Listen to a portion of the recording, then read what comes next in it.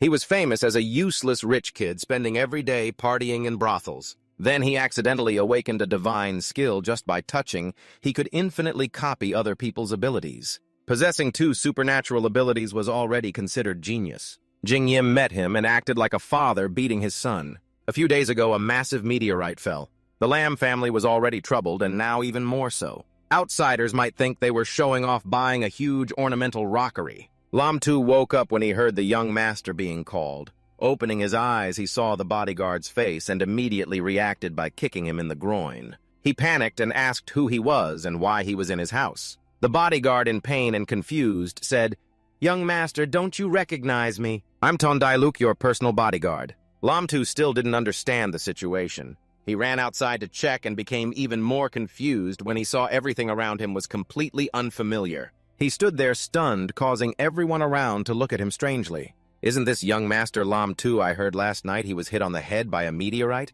Now he looks as dazed as a cow wearing a bow.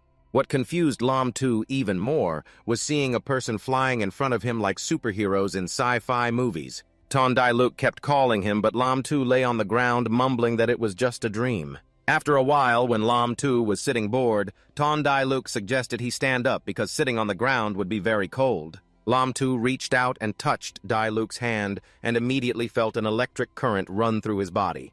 The system inside him activated, announcing that he had successfully copied Dai Luke's ability. Lam Tu was so shocked he gaped in amazement. He squeezed Dai Luke's hand tightly and told him not to move. However, this action made Dai Luke feel strange and embarrassed. He shyly asked, "Young master, why are you holding my hand so tightly?" After successfully copying the ability, Lam Tu could crush a rock with just a light squeeze of his hand.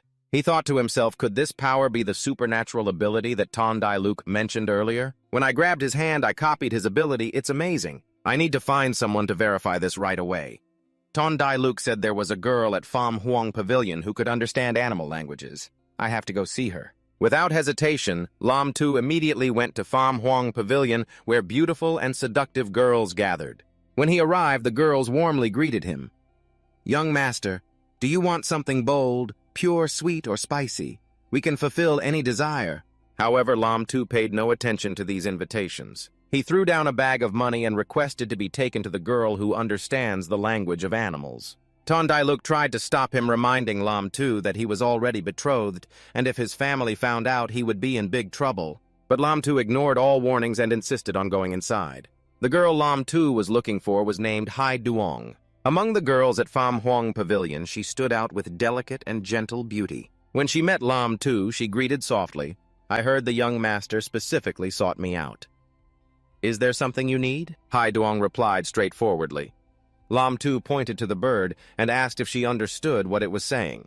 After a few chirps from the bird, Hai Duong confirmed it was praising Lam Tu's handsomeness. Lam Tu thought over her words and found them accurate, believing even more that she truly understood animal languages. Thinking so, he grabbed Hai Duong's hand, his eyes turning strange, deciding not to be polite anymore. But no matter how much Hai Duong tried to pull away, Lam Tu held her hand tightly, his eyes showing excitement because now he was sure he could restore others' abilities. This process reached 99%, almost complete. Suddenly, someone rushed in and kicked him to the ground, causing the process to fail, blocked right at the doorstep of heaven. Lam Tu angrily shouted, "Who dares ruin my good plan?" The person he was yelling at was Lin Am, a girl with a strong appearance unlike delicate and gentle noble ladies. Looking at Lam Tu, she thought, if this is going to be my fiancé, he's not worthy. She told Lam Tu to come with her. Lam Tu still didn't understand what was going on. He yelled, "Who do you think you are to tell me what to do? Why should I listen to you?" He was still annoyed because the restoration process was almost successful but got interrupted. Lin didn't say much. Seeing you resist, she immediately kicked you, telling you to stop pretending. Under her oppression, Lam Tu could only scream for help from Tondai Luke. "Where the heck have you been?" In broad daylight, forcibly taking a good family's son, Master Lam Tu screamed excessively. Lin knocked him unconscious and said, "If you weren't my future husband, I wouldn't bother managing you." At Lum residence, Tondai Luke saw Lam Tu seemed about to wake, so he came closer and whispered. As soon as he opened his eyes, Lam Tu panicked and kicked wildly, making his butt crack loudly. He didn't understand why his butt was in such a state, nor how he got home. Tondai Luke explained that 2 young ladies had carried him home, and that his butt was kicked by one of them. Lam Tu angrily scolded Tondai Luke. Are you really my bodyguard? You just blinked while I got beaten by that tigress. Tondai defended himself, saying he couldn't fight her because she had a rare supernatural ability, and besides, you and her sister have a betrothal. Hearing about the betrothal, Lumtu was completely clueless, and asked again, betrothal to whom? Who exactly is she? Tondai explained. Young master, do you really not remember anything? She is Triu Lin the second young lady of the Triu family, and her older sister is Triu Lin Kwon. You've had a betrothal since childhood. This news shocked Lumtu, freezing him in place. Immediately, he couldn't believe a playboy like himself was forced into marriage which he couldn't accept. He held his face, thinking of ways to break the betrothal, determined not to let it affect his future free life. Feeling down, Lumtu suddenly sensed something strange on his hand. Then he asked Dailuk if it was true that Triu Lin really carried him home. Observing the energy on his hand, Lumtu felt lucky, because at first he only intended to restore the beast language. Unexpectedly, amid misfortune, he restored an ice supernatural ability. This time he was in for a big surprise. Lumtu realized that physical contact could restore supernatural abilities. That's what he thought. Dailuk knew Lumtu was referring to the Supernatural Institute, but in his and everyone else's eyes, Lumtu wasn't qualified to go there. Everyone thought he hadn't awakened any supernatural ability yet. Moreover, he was past the age to enter the Supernatural Institute. However, Lumtu did not give up hope. His heart was full of determination to find a way into the Supernatural Institute to restore more supernatural abilities in this world. Fists are the true principle. The more skills, the better. Still have to visit Pham Hung once more. Even if his sister-in-law beats him, so be it. Soon Lumtu arrived at Pham Hung Cat, hand in hand with Haidung. By now, he had restored 99% of his supernatural abilities. This action caused Haidung to misunderstand. She then shared her past. She was originally from Jiangnin Prefecture. Her family was poor since childhood. Her parents sold her off. After many changes, she finally came here. Lumtu comforted her, saying the past is behind. Haidung Miss should look ahead. Hearing this, Haidung composed a poem, body like withered flowers and broken willows, deeply buried in the mud. What's there to say about the future? At that moment, Lumtu finished restoring. Before leaving, he said a few encouraging words.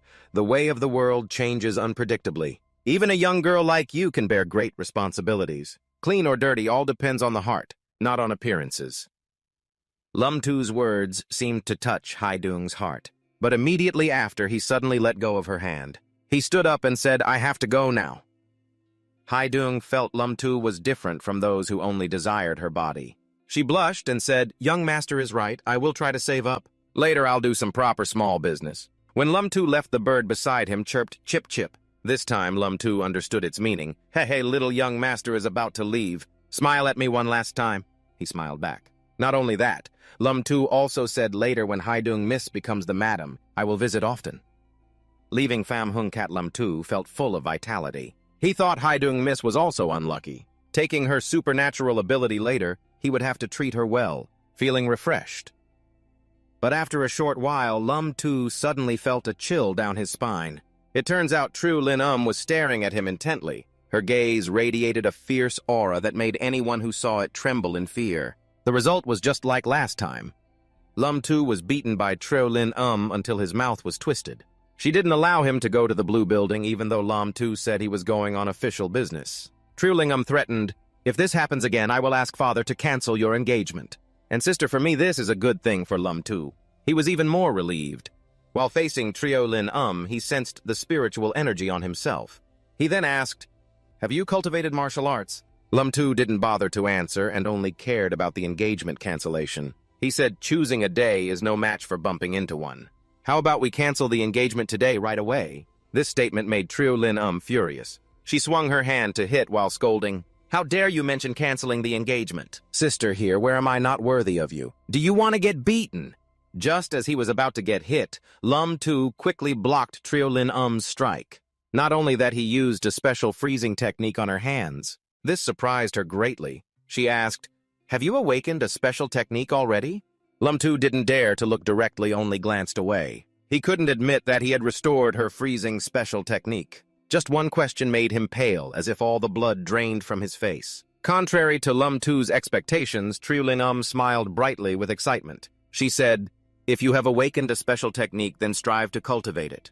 And if I catch you wandering in the blue building again, I'll break your legs." Although her words weren't meant as a threat, Lam-tu felt they were truly terrifying. Her sudden smile scared him even more than her rage. Then Trio Lin happily left, leaving Lam-tu in a state of confusion. He wondered why he had awakened a special technique and why she seemed so happy. When Lam-tu got home, Dai-luk immediately hugged him tightly, crying miserably, and informed him that the master and mistress had returned. These two were Lam-tu's parents, or more accurately, the parents of the original owner. Seeing this as a good chance to pretend he had amnesia, Lam-tu feigned confusion and asked, "Who are these two?" Seeing her son not recognize her, his mother was shocked and panicked. She thought Lam-tu had brain swelling. Dai-luk immediately knelt down to take the blame. "Master and mistress, it is my fault for not protecting the young master well." Lam-tu's father was even more shocked when Dai-luk said that he had been hit by a meteor and awakened the Ice Heaven Stage special technique. However, his parents didn't pay much attention to this matter. They only wished for their child's safety. His mother handed him a bowl of soup affectionately and said, "Drink quickly, Tunyi." His father also reminded him, "We don't expect you to be more talented than others. Just be safe. I have found you a clerical job at Thansu Tea, so you don't have to worry about life." Lam-tu obediently hugged the bowl his mother gave and listened to his father's advice. He felt very moved.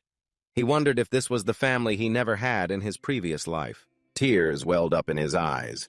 He drank the bowl dry in one breath, but still felt regretful because these two were Lam-tu's parents, not his own. Then his parents continued, "Son, we have thought carefully about the engagement." His mother sincerely said now the Lam family and the Tru family are worlds apart. They are hesitant about this engagement, afraid that Lam-tu wouldn't accept it, but unexpectedly you agreed immediately.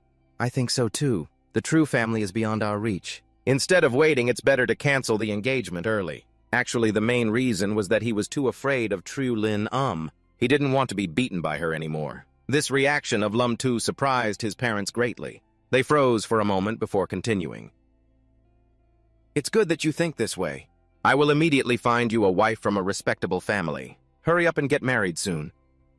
His mother was also excited. Yes. Quickly, so I can hold my grandchild." Hearing the mention of marriage, Lam-tu immediately ran off. He said he was only 18 and didn't want to be shackled yet. What he wanted to focus on most right now was how to improve his special technique. Lam-tu was thinking when suddenly a woman carrying a heavy water bucket walked by. Lam-tu immediately ran over to help because he felt he had surplus strength after awakening his special ability. At that moment, he heard a familiar voice calling his name. Realizing it was Trio Lin Lam-tu, immediately broke into a sweat, hiding behind the woman, wondering why she came. Was it to attack him? But this time, she only came to tell Lam-tu to follow her to the Special Ability Institute. The director showed regret, saying it would have been better if Lam-tu had awakened his special ability earlier, but since he promised Lin Am, he couldn't go back on his word. He gave Lam-tu some tools and instructed him that from now on, he was a student of the Special Ability Institute and must strive to contribute his strength for the country. Lam-tu's training would be guided by Trio Lin Am, who also promised to teach him thoroughly. Thus, Lam-tu's wish to enter the Special Ability Institute came true unexpectedly fulfilled by his sister-in-law for her brother-in-law. Lam-tu's admission to the Special Ability Institute caused everyone to talk non-stop. It was rare that even the useless son of Bin Anba could awaken a special ability. Seeing Miss Lin Am treat him so well, could it be that the Trio family had truly accepted him? Lam-tu was lost in imagining another scenario where Trio Lin An would give him money and ask him to stay away from her sister. He had always wanted to experience freeloading once, and surprisingly it became reality here. He could annul the engagement and also enter the Special Ability Institute. Lam-tu felt his sister-in-law was truly amazing. Suddenly, Trio Lin An apologized to Lam-tu, admitting that what happened before was her fault. Lam-tu thought she was apologizing for canceling the engagement, so he comfortably said it was okay, understanding that a proud woman like her sister letting go of everyone was normal. However, things didn't go as he expected. Lin An affirmed that the Tro family's promise was priceless, and no matter what happened, the engagement would still be maintained. This was completely unexpected to Lam-tu, making him feel like he had the wrong script in hand. Truling An not only didn't cancel the engagement, but was more determined than ever. Ignoring Lam-tu's shocked expression, Lin An continued, "Although your special ability awakened late, you're smart. Not everyone can be a dark horse. This made Lam Tu puzzled. He didn't expect her to be comforting him. Teacher Lam Tu was frozen. Lin An angrily punched the wall, cracking it, and shouted loudly, "Your sister has awakened 5 times already. To be worthy of her, you must train hard. If you dare be lazy, I'll send you back to your ancestors immediately." 2 days later, at the Lam Mansion, Lam Tu began his training. He realized that every time he awakened his special ability, not only did his strength increase, but new skills were unlocked. The key to awakening was accumulating enough original energy. After a tiring training session, Lam Tu muttered from a book that the fastest way to practice a special ability was to train in the corresponding environment, practicing ice special ability in hot weather. 2 days of progress was slight. When he accidentally touched a tea kettle, he found it shattered. Without applying force to test, he tried lifting the table and realized he could lift it easily. Lam Tu concluded that even when training an ice special ability, the power of the special ability force also increased.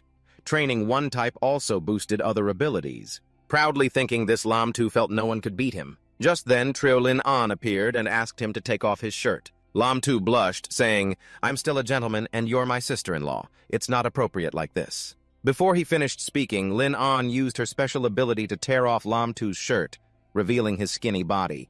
An hour later, Lin An seriously said, "Your performance isn't bad, I'll come again tomorrow." Her face was flushed, then she quickly left. Lam Tu was exhausted, but still dragged himself out to see her off. Seeing this, Ton Dai Luke whispered to Lam Tu, "Young master, you don't seriously want to take both sisters, do you?" Lam Tu punched him and said, "Don't talk nonsense. My sister-in-law is here to help me train. Your mind is too dirty." "So the 2 young ladies treat the young master well," Dai Luke said. "Do you think everyone is like you? Every time I'm in danger, you run fastest, hehe. Honestly, you can't beat the 2 young ladies. Running is the best survival strategy." Then Lam Tu told Dai Luke to come with him to Than Lai Ti tomorrow. He felt he couldn't just sit around doing nothing anymore. At least he had to go take up his post. The next day, Lam Tu and Dai Luke arrived at Than Lai Ti. After taking a look around, Lam Tu found the environment quite decent, and it was also an iron rice bowl position under Bin An Ba. For an ordinary young man, this was definitely worth the effort. At Than Lai Ti, a case was unfolding. The family members were crying bitterly, begging the magistrate to judge fairly for their daughter. Hearing this, Magistrate Chi Fu immediately questioned Tan Thong. "Someone saw Vuong Thi entering your residence yesterday, and today she was found hanging dead there. Do you have anything to explain? She took money from me yesterday and voluntarily came to serve in the residence. She died in the house today. How does that concern me? My daughter has always kept herself pure. How could she do such a thing with him? Please, sir, clear my daughter's name." People outside whispered about Tan Thong. He was the son of Ba Tan Vo Nyat Dong. Poor old Vuong, how can a commoner win a lawsuit against someone with power and influence? After just a few questions, Magistrate Chi Huyen quickly concluded the case was unrelated to Tan Thong and declared the case closed. At that moment, Lam Tu spoke up. Vuong Thi did not hang herself. If she did, her feet would be dangling freely, but her legs are stiff and pointing upward, proving she was dead before being hanged. Moreover, people who hang themselves usually show a blue or purple face and tongue. Lam Tu's analysis surprised everyone, and many concluded that she was murdered, not a suicide. The scene was chaotic, and Magistrate Tri Fu had to declare again that there were many doubts about the case. Tan Thong was temporarily detained and the trial postponed. Tan Thong appeared very confident, believing the magistrate would clear his name. Old Vuong was deeply grateful. Lam Tu repeatedly bowed in thanks for clearing his daughter's name. An hour later, at the Occult Institute, Tan Thong was released and sought out Lam Tu for revenge. "Son of Bin An Ba Lam Din, you sure know a lot. Thanks to you, I was detained for 2 hours. Is breaking 2 of your ribs too much?" Lam Tu was scared and sweating, asking, "What do you want to do here at the Occult Institute? No fighting allowed." Tan Thong sneered. "This is outside the Institute. That rule doesn't apply here." He used occult powers to attack Lam Tu, but before he could act, his legs were frozen solid, unable to move. The one who did this was Triu Lin Am. Tan Thong shamelessly cited the no-fighting rule inside the Institute, demanding Lin Am release him. Triu Lin Am mocked. "Oh, no fighting inside the Institute, huh? But this is outside the Occult Institute. Have you lost your mind?" After saying that, she kicked Tan Thong hard, causing him to spit blood. The kick was like a nuclear warhead, creating a cloud of dust and sending Tan Thong flying tens of meters away. Triu Lin Am warned, This is just a warning this time. You won't be so lucky next time. Tanthong bitterly threatened that Lam Tu would meet his master again. Lam Tu was curious about Tanthong's abilities. Trulingam explained, it's just Earth-level occult power. When you awaken again, he won't be your match. This incident only strengthened Lam Tu's determination to become stronger. In this world, strength is everything, and maybe he could even have a hero-saving beauty story. Since he had already come to this world, he might as well have some legendary tale to pass down. It was late at night. Lam Tu was so absorbed in reading that he lost track of time. He felt his knowledge of occult powers was still too limited and needed to catch up before classes started. The dog suddenly barked continuously. Thanks to previously restoring the power from Miss Hai Duong, Lam Tu understood what it meant. This person who's been hiding in the alley, what was he really up to? A dart shot out from the dark alley. Ton Dai Luke quickly used his body to block the attack meant for Lam Tu. The attacker wielding a sword charged directly at Dai Luke, but luckily he dodged in time. This was probably the first time Lam Tu faced such a situation, causing him to panic and not know how to respond. He just grabbed Dai Luke's hand and urged him to leave quickly. However, the attacker was not willing to let them escape so easily and continued to attack relentlessly. Seeing this, Dai Luke told Lam Tu to go ahead while he stayed behind to cover their retreat. As the enemy's sword blade touched Dai Luke, he immediately activated his muscle occult power. His flesh bulged and became as hard as steel, causing the enemy's sword to shatter wherever it struck. The result was a crushing defeat for the opponent in the blink of an eye. Dai Luke defeated him, which amazed Lam Tu. He couldn't help but ask again to confirm, "Is it really over?" "That's right, it's done," Dai Luke said proudly with a smile. That's all he has been dealt with. But that smile quickly faded when Dai Luke suddenly collapsed unconscious. The cause was poison from a dart. At this time, Dai Luke was brought back to the Lam residence and was waiting for the imperial physician to arrive for treatment. Lam Tu's father asked him, "Son, do you remember if you've offended anyone recently?" Lam Tu immediately thought of Tan Thong.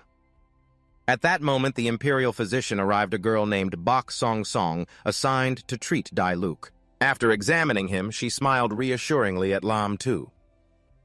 "Don't worry, he's not on death's door yet."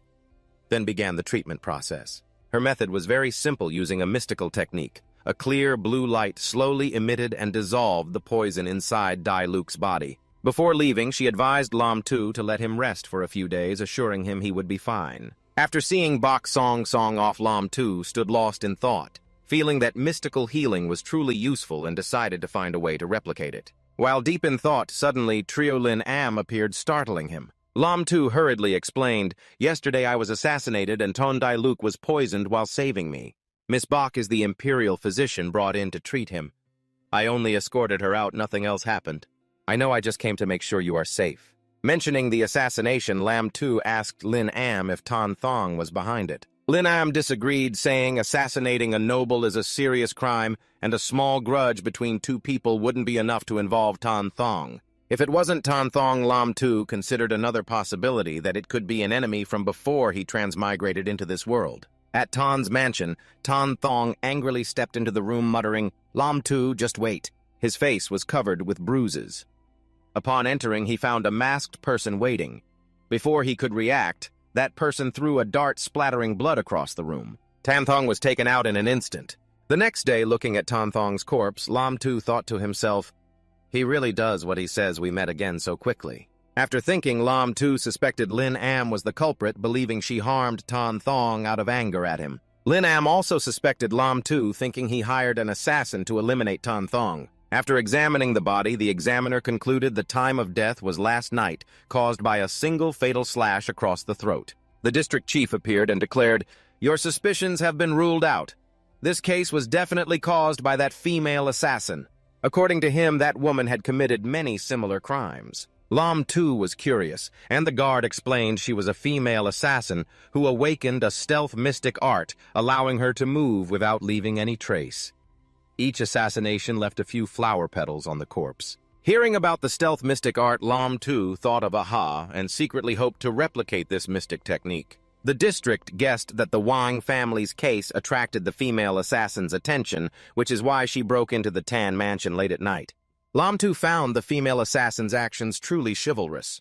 He almost called her a knight in front of the district chief. Fortunately, he swallowed his words in time. Then he asked the district chief why she targeted Tan Thong. Yesterday, a thief voluntarily came forward reporting that when he broke into the house, he saw Tan Thong's face full of malice and accidentally killed him.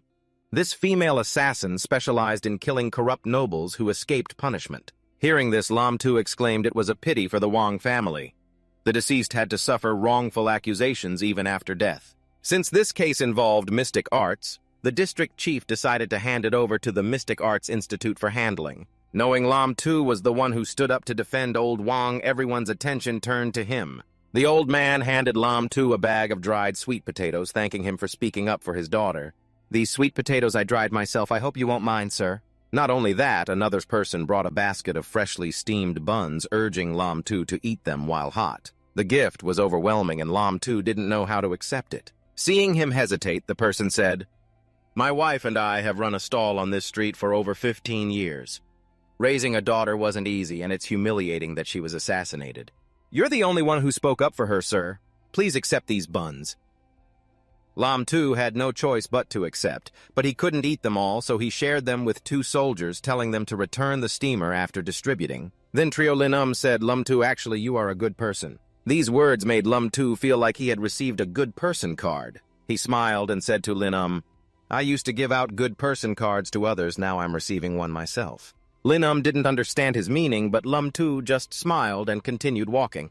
Lam Tu heard the dog say it was starving, hadn't eaten for 3 days, and that if it had some grilled chicken drumsticks, that would be great. Immediately, the dog smelled the grilled chicken drumstick in front of it. Before it could tell if it was real or a hallucination, a large chicken drumstick was stuffed into its mouth. The feeling of happiness made it wag its tail non-stop. Lam Tu happily petted it, saying, "Good dog, if you follow me, I guarantee you won't go hungry. Seeing this, you're destined to be with me. I will call you Huang Bo Lap Cat." Lin asked to confirm that Lam Tu wanted to keep the dog. Lam Tu said, "This is the dog that saved my life.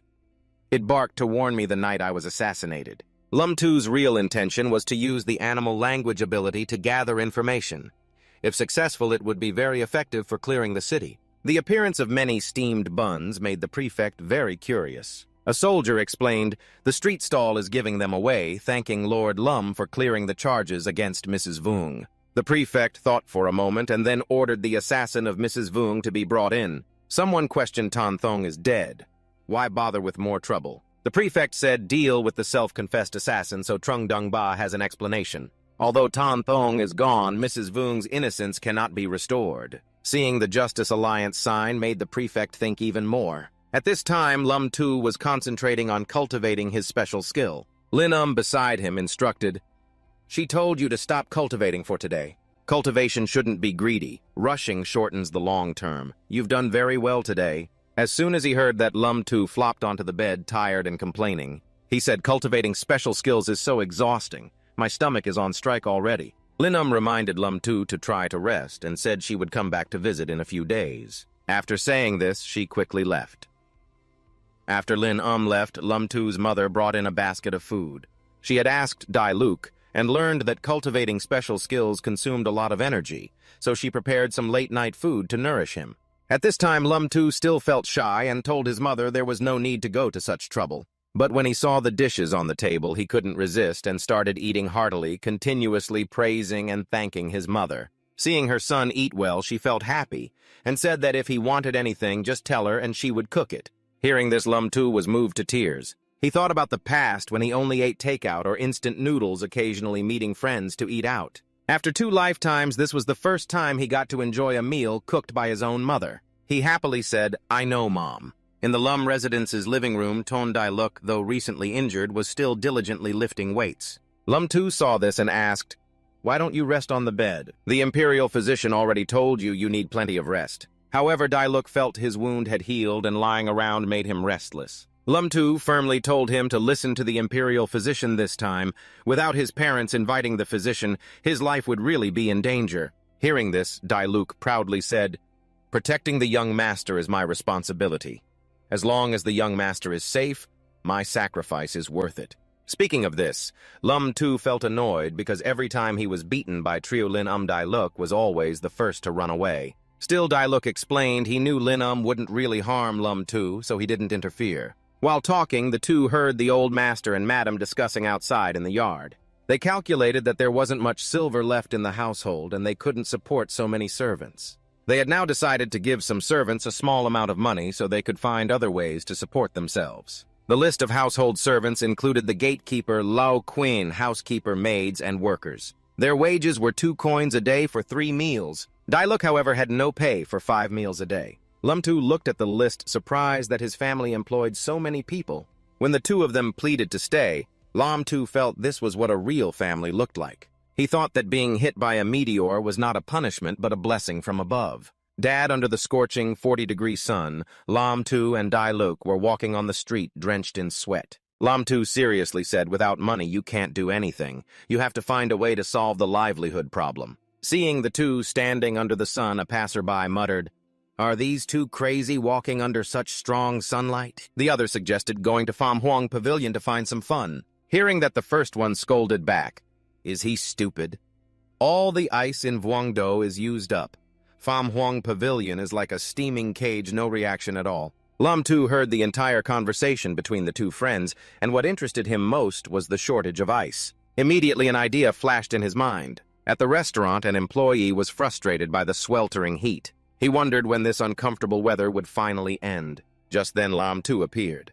Seeing him, the employee eagerly asked, "What would you like to order?" Lumtu took a sip of tea and said, "I'm not here to eat, but to meet your manager to discuss business." As soon as he finished speaking, the teacup in his hand froze, and even the table was covered with a layer of cold ice. Meeting the manager, Lumtu proposed using his water well for 10 silver taels per day. The manager showed enthusiasm.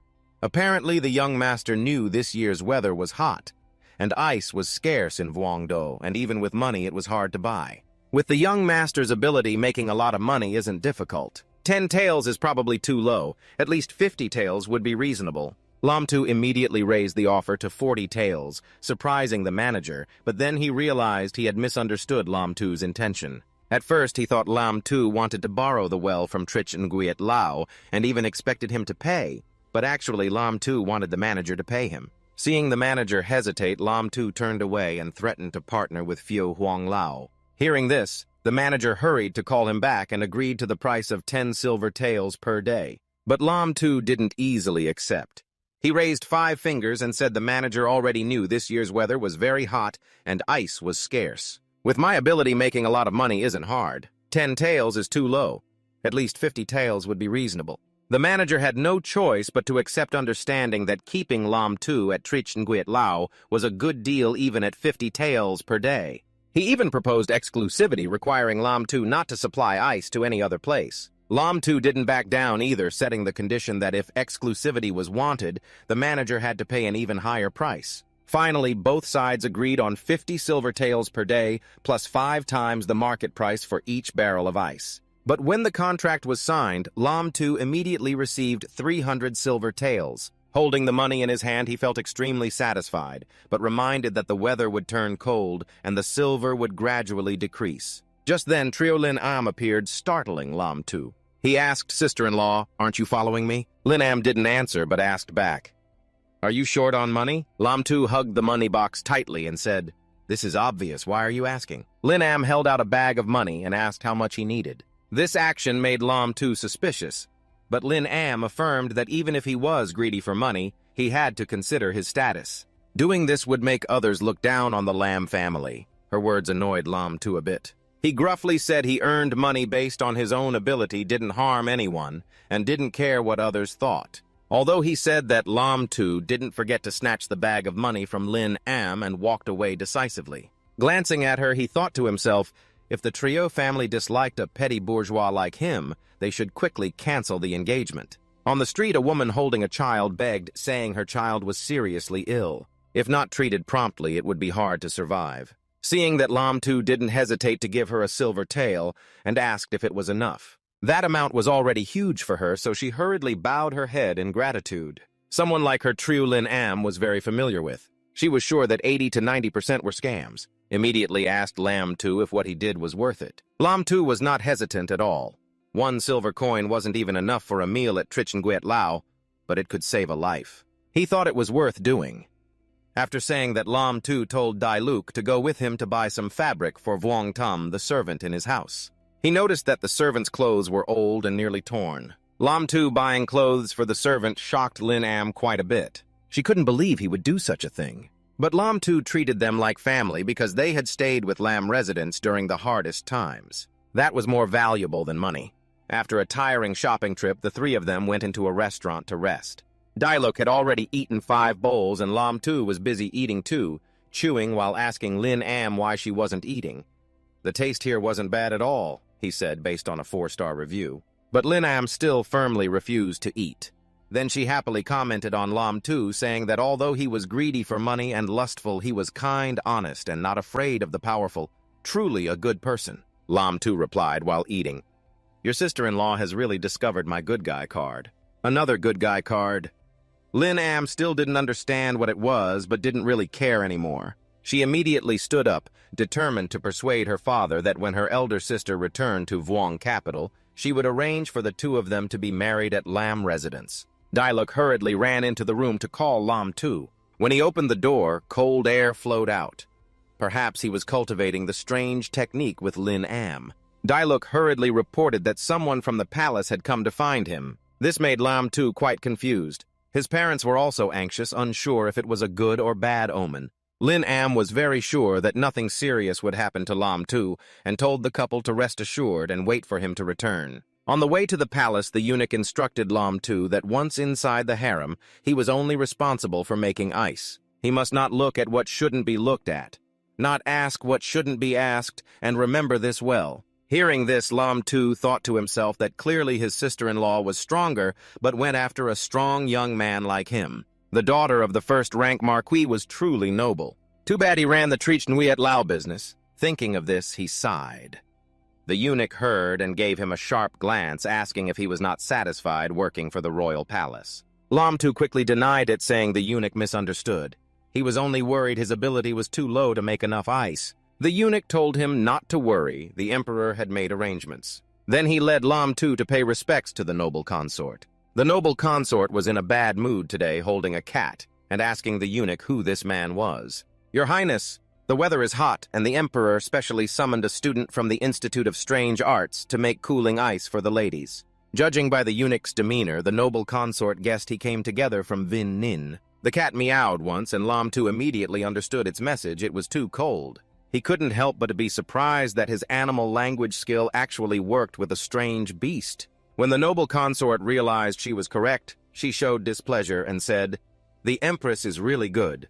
While the entire palace was hot like a steamer, she was the first to use ice, and probably twice the amount compared to this palace. After saying this, the noble consort turned her back and left, demanding the eunuch and Lam Tu finish the work quickly or face severe consequences. Observing the noble consort all this time, Lam Tu felt annoyed and realized she was not a good person. He decided to finish the work quickly to leave this place at Tien Thu Palace. Lam Tu's ice-making work was nearly complete. However, since he couldn't directly contact the water surface, the ice production efficiency was significantly reduced. After a whole morning of work, he felt almost exhausted. At that moment, a maid brought a plate of grapes to Lam Tu and said this was a reward from concubine Thuc Phi to thank the young master for the hard work making cooling ice. Lam Tu immediately judged Thuc Phi as a kind person much better than the previous noble consort. He tasted a grape and realized it was better than any grape he had ever eaten before. He praised it non-stop while eating.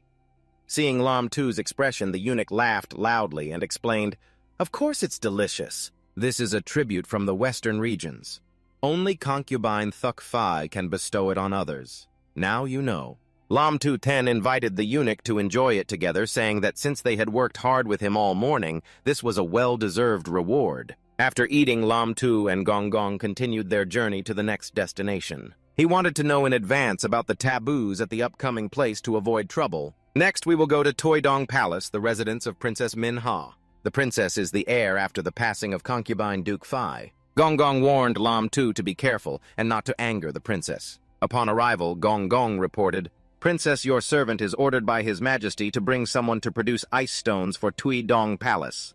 Princess Manhwa appeared with an annoyed expression, staring at Lam Tu. Their eyes accidentally met, and the princess immediately grimaced like a monkey and asked her attendant, "Court physician, do you find that person annoying?" The attendant was very used to the princess's attitude and reminded her to put away that expression. The princess obeyed, but instead let out a long yawn and asked Lam Tu to finish the work quickly. After completing the task, Lam Tu silently blamed himself for only encountering ungrateful women today. On the way, he curiously asked Gong Gong if the princess had awakened any special abilities. Gong Gong confirmed that the princess had awakened the fire ability. Lam Tu had anticipated this and thought he should stay away from her in the future. Just when it seemed to be over, Gong Gong took Lam Tu to the residence of Nine Tan. At this point, Lam Tu felt exhausted like a spoiled noodle. He sadly asked Gong Gong, "Looking at how I am, doesn't your conscience hurt?"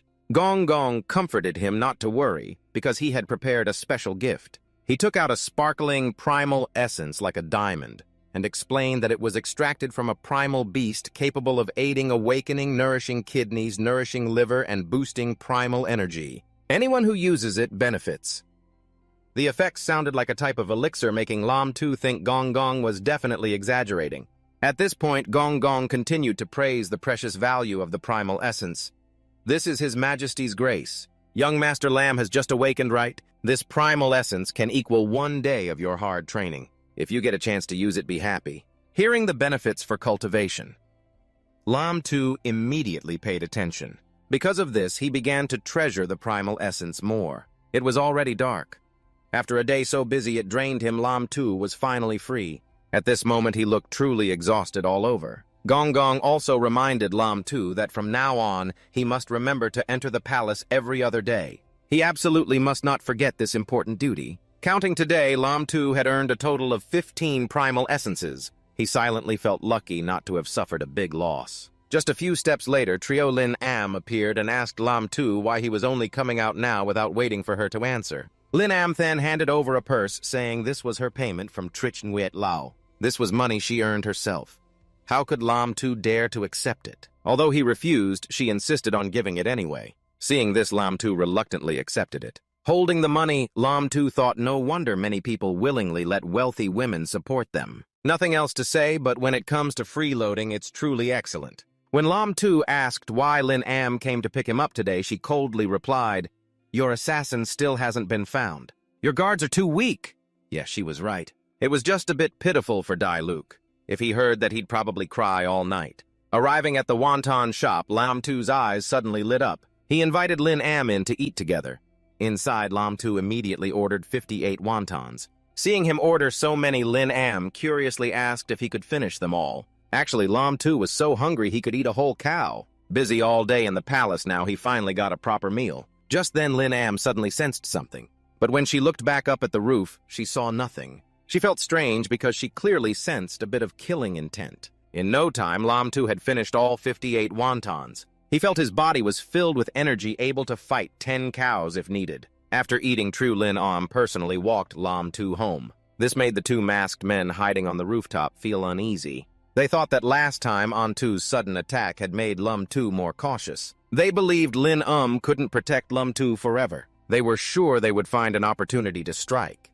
At Than Lai Ti, Lam Tu thought that after the Occult Institute's opening ceremony, his visits here would become even fewer. Fishing every 3 days and drying nets for 2, he feared this schedule would cause public dissatisfaction. After some consideration, he suddenly came up with an idea. 2 hours later, the entire manor was filled with a cold atmosphere. It turned out Lam Tu had used occult magic to create a large amount of ice. The soldiers felt that Lord Lum had changed. He had been more diligent lately at Than Lai Ti, not only buying breakfast, but also making ice to help them cool off. They were moved to tears. Hearing the soldiers' praise, one muttered, "Just a little favor from him, and they already treat him like family. These nobles are all the same." Seeing Thu Van Tu leave with a paper, Lam Tu called out asking where he was going. The reason was that Liu Chu Su had a new case and he was going to the scene immediately. Hearing this, Lam Tu told him to sit down and have some iced watermelon. He said he would go to the scene at Vung Vien Wai's house in his place. Liu Tenfeng and Lam Tu had arrived. Everyone was actively examining the body and the scene. Liu Tenfeng observed and said the bricks at the scene were chipped. The victim's ankle had a wound. The wounds on the neck and flower bed were similar. He concluded that the man died from an accident and told everyone to prepare the funeral for Vung Vien Wai. Lam Tu was still observing the bird. It seemed he had gathered some information. He then told everyone to stop. Vung Vienwei did not die from an accident but was assassinated. Liu Tanfeng reminded him that everything needed evidence. All current clues pointed to Vung Vienwei's suicide. "What do you have to prove he was murdered?" Lum Tu frankly replied, "I have no evidence, but I know where to start to handle the case." He pointed to a man and said to interrogate him. Upon hearing this, the man immediately ran away. This act proved he was the culprit. Liu Tanfeng immediately ordered people to catch him. Despite trying to escape, he was quickly captured. In this situation, he confessed immediately that he did not intend to kill and was taken to the station right away. The case was considered solved. Liu Tanfeng curiously asked Lum Tu how he recognized the culprit. Lum Tu just answered briefly, "Guess." This answer left Liu Tanfeng speechless. At the main hall of Thanlai Tea, the prefect asked again if Lum Tu was really lucky to guess right or not. Liu Tanfeng still didn't understand. The man left no traces. How did Lum Tu know he was the culprit? He guessed. Lum Tu had discovered a detail they had overlooked. He thought hard but still didn't know what he had missed. A detail even Liu Tanfeng hadn't noticed. This made the prefect find Lum Tu truly interesting. At Trungsun Palace, Lum Tu suddenly sneezed. Last night he didn't sleep well. He wondered if anyone was thinking of him now. The noble consort loudly said, "Even Miss Bach couldn't cure my lady's cat. Tell me, what crime did you commit? You caused the lady's cat to be like this. Drag it down and give it 30 lashes. Lum Tu immediately spoke. "Please, noble consort, show mercy. I know medicine. Please let me examine Lin Sung's condition." Even Bok Song Song, the genius of the Imperial Medical Institute, had no solution. The noble consort didn't believe Lum Tu could cure it. Lum Tu confidently said, "You'll see if there's a way." The noble consort warned, "If you can't cure it, don't blame me if you lose your life." Lum Tu began examining the cat's condition. After several meows, he understood. It said its leg hurt badly. The princess's leg is about to be crippled. Someone help the princess pull it out. Lum Tu quickly took pliers and pulled the sharp object out of its leg. The cat immediately jumped down happily. It had recovered. The noble consort was very pleased and ordered a reward for Lum Tu, a needle. Others were also rewarded. The day was drawing to a close. After a hard day's work, Lum Tu finally left the palace. While walking, Bok Song Song called Lum Tu back.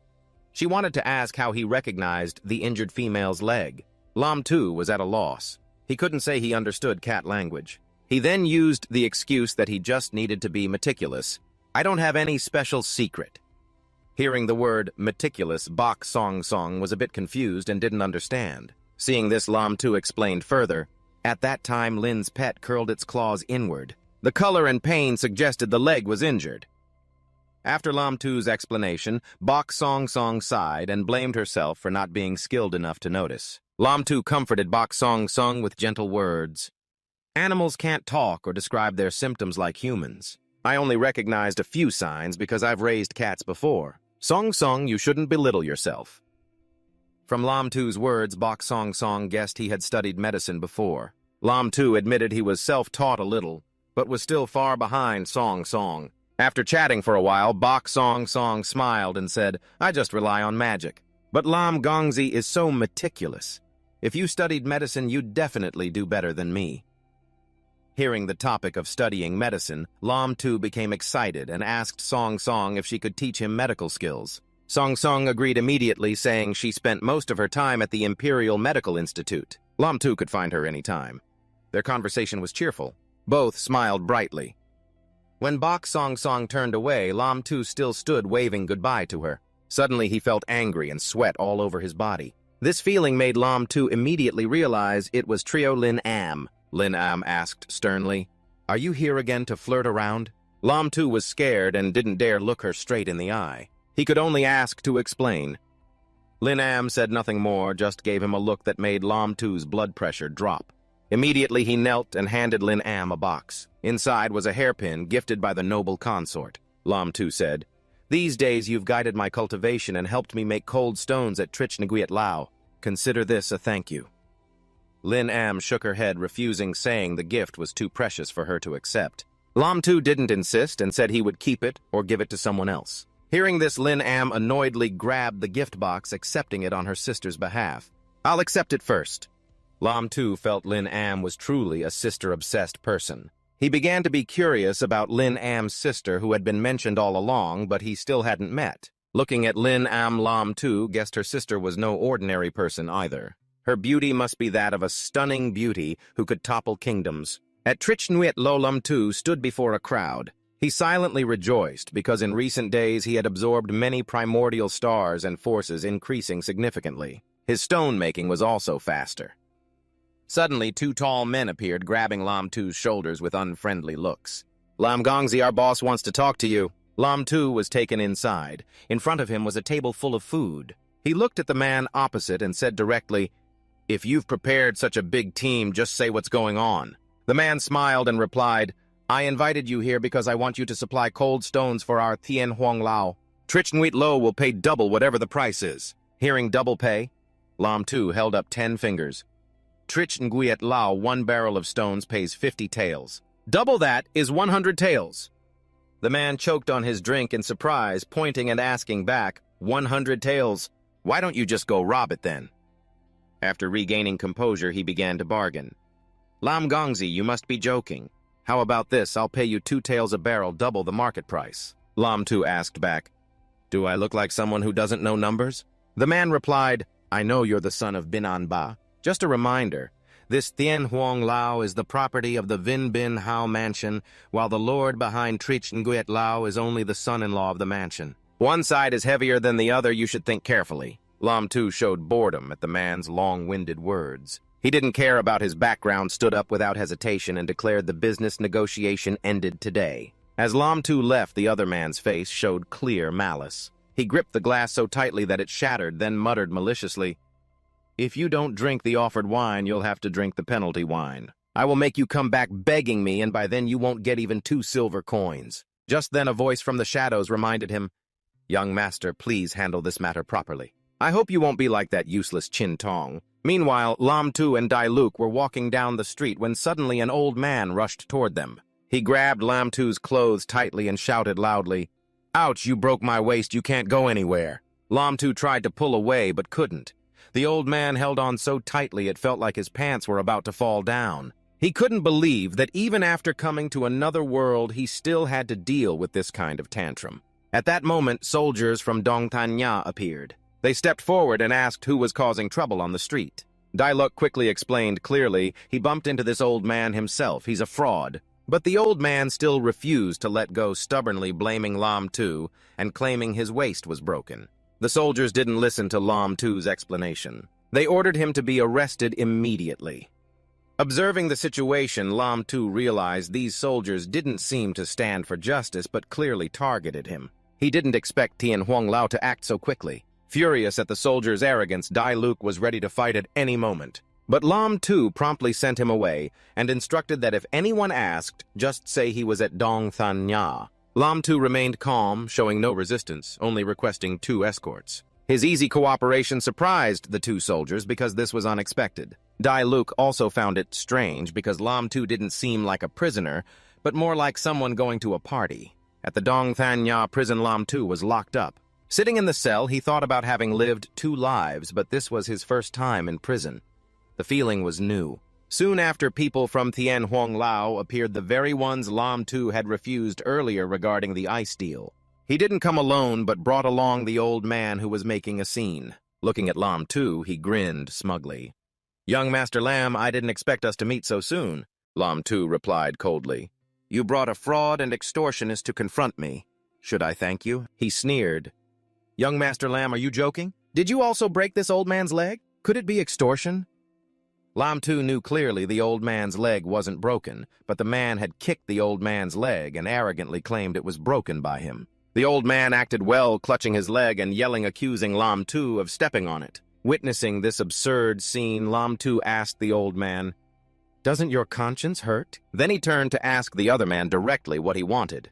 His goal was still to force Lam Tu to make ice, but this time he lowered the price to 1 silver coin per barrel. If Lam Tu agreed, he could be released immediately. If not, he looked at Lam Tu with a threatening glare. At that moment, Lam Tu heard approaching footsteps. He smiled mysteriously and said to him, "I just discovered something interesting, want to hear?" Curious, he asked what. Lam Tu looked at him coldly and said, "I see your forehead is dark. A bloody disaster is coming. Hearing this, he got angry and pointed threateningly at Lam Tu. Just wait inside this prison until you kick the bucket. By then, you won't have a single silver coin left. But as soon as he finished, a strong kick hit his face. The kick was so powerful it distorted his face. Seeing Lam Tu arrested, Gong Gong was extremely alarmed. He hurriedly comforted Lam Tu not to worry and ordered the door to be opened immediately. The Dongthan official personally appeared to open the door for Lam Tu and explained that this was just a misunderstanding. I have investigated thoroughly. This matter has nothing to do with you. You are free to leave now. But before leaving, Lam Tu didn't forget to make a sarcastic remark. So I guessed right, huh? The situation was clear, but the other party still refused to admit fault, continuing to scream that his father must not allow Lam Tu to leave. As soon as he finished speaking, he took another heavy blow. This time not from shoes, but from his own father's foot, teaching his son a lesson. He turned to apologize to Lam Tu. Lam Kung Tu sincerely apologizes for the rudeness of his child. Please forgive him. Gradually, the matter was resolved, and the eunuch hurriedly urged Lam Tu to depart. The noble in the palace was anxious and about to lose his temper. Seeing the other man being disciplined by his own father, Lam Tu felt quite satisfied. He even deliberately spoke loudly. Chief Steward Li is right. We can't let the noble get angry. Hearing this, the man grew even more worried and urged the eunuch and Lam Tu to leave immediately. If the noble gets angry, we'll all be in big trouble. The man was beaten by his father to near exhaustion. He begged, claiming this was caused by the eldest young master. Mentioning the eldest young master only made his father angrier, continuing to beat him relentlessly. Chief Steward Li has arrived. Surely His Majesty is waiting for you. If you dare to detain anyone again and dare to associate with them in the future, I will have your legs crippled inside the imperial palace. The hot weather made the noble consort feel extremely uncomfortable. Without a fan, it's hot. With a fan, the wind is still hot. The palace maids didn't know how to soothe the noble consort's irritation and kept asking if Lam Tu had arrived yet. At that moment, the eunuch led Lam Tu inside. He hurriedly paid respects to the noble consort for being later than usual. The noble consort showed displeasure. So late do you want me to die from the heat? Lam Tu quickly apologized, explaining that an unexpected matter delayed him to calm the noble consort's anger. He offered to perform magic tricks for her. Lam Tu's magic was a combination of ice and watermelon. In just a moment, he created a watermelon shaved ice that was both cool and sweet. This dish pleased the noble consort. She decided to forgive Lam Tu this time. Afterward, she asked him to continue making ice to enjoy the shaved ice. The noble consort had the idea to keep Lam Tu at Trung Xuan Palace so she could enjoy cold fruit any time. However, only the emperor and eunuchs were allowed to stay in the inner palace. This thought made Lam Tu break out in a cold sweat. He quickly declined. The disciple still has an engagement with the eldest Miss True. Thank you for your kindness, Your Highness. Hearing this, the noble consort showed regret but did not insist further. Leaving Trung Xuan Palace, Lam Tu still felt frightened. He realized he almost went from Lam Kung Tu to Little Lam Tu. On the way, a palace maid from Tuidong Palace was already waiting. She announced that this palace rarely used ice, but today they needed her. The eunuch only needed to come once every 2 days. Lam Tu thought to himself that Princess Manhwa liked heat and disliked cold. Surely this ice was for the palace maids to use when meeting Princess Manhwa. She looked at Lam Tu with a thorough, evaluating gaze. Lam Tu sweated even more because he had just seen the princess. The ice magic on his body refused to settle down. He told himself to always keep a strong mind. After observing for a while, the princess asked his name. Hearing the name Lam Tu, she asked if he was the son of Bin An Ba, the one engaged to that woman. The princess commented that although Lam Tu was handsome, his talent was too poor and unworthy of that woman. Lam Tu agreed with the princess's opinion, feeling it was an accurate assessment. The legitimate daughter of the Trio family had unparalleled talent and beauty.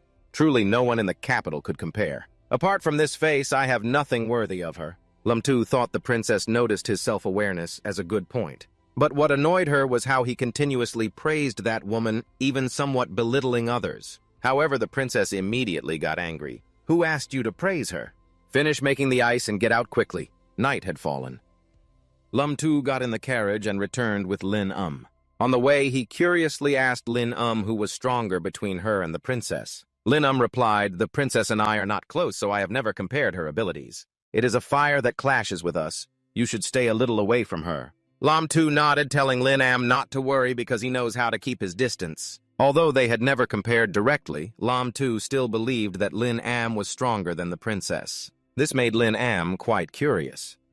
Lam Tu explained that everyone has their own appearance, but she was both dark-skinned and short, plus the age difference showed he was much older than her. Lam Tu's words made Lin Am misunderstand that he was calling her old, though that was not his intention.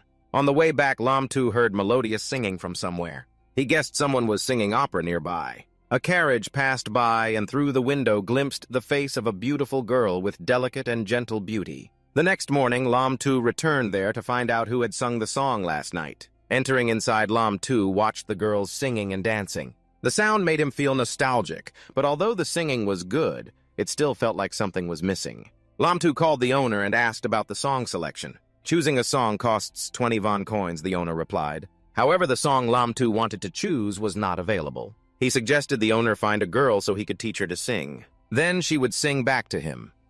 This strange request made the owner cautious, and refuse Le Hua Uyen only allows the girls to choose songs they already know how to sing. Afterwards, even when Lam Tu offered more money, the owner still firmly refused, saying this was not a matter of money. Finally, Lam Tu placed a large silver bar on the table. The owner's eyes lit up and immediately called the girls over. From this situation, Lam Tu concluded that every problem can be solved with money. If it can't be solved, it definitely means not enough money was offered. But when the owner asked if any girls wanted to follow Lam Tu to learn singing, all showed no interest. They said they were all pure and couldn't follow a man to learn singing privately. What if his hands aren't clean? At that moment, a girl appeared and agreed to follow Lam Tu to learn singing. She invited him upstairs. She was the beautiful girl that Lam Tu had seen the night before. He still remembered those eyes that had looked straight at him. The girl led Lam Tu into Le Hua Uyen's private room to learn singing. While the other girls refused, she volunteered. This made Lam Tu curious. He asked if she wasn't afraid he had ill intentions. The girl answered confidently others might be, but not the young master. In the trial of Then Lai Ti, the court physician was also in the crowd. The young master is not afraid.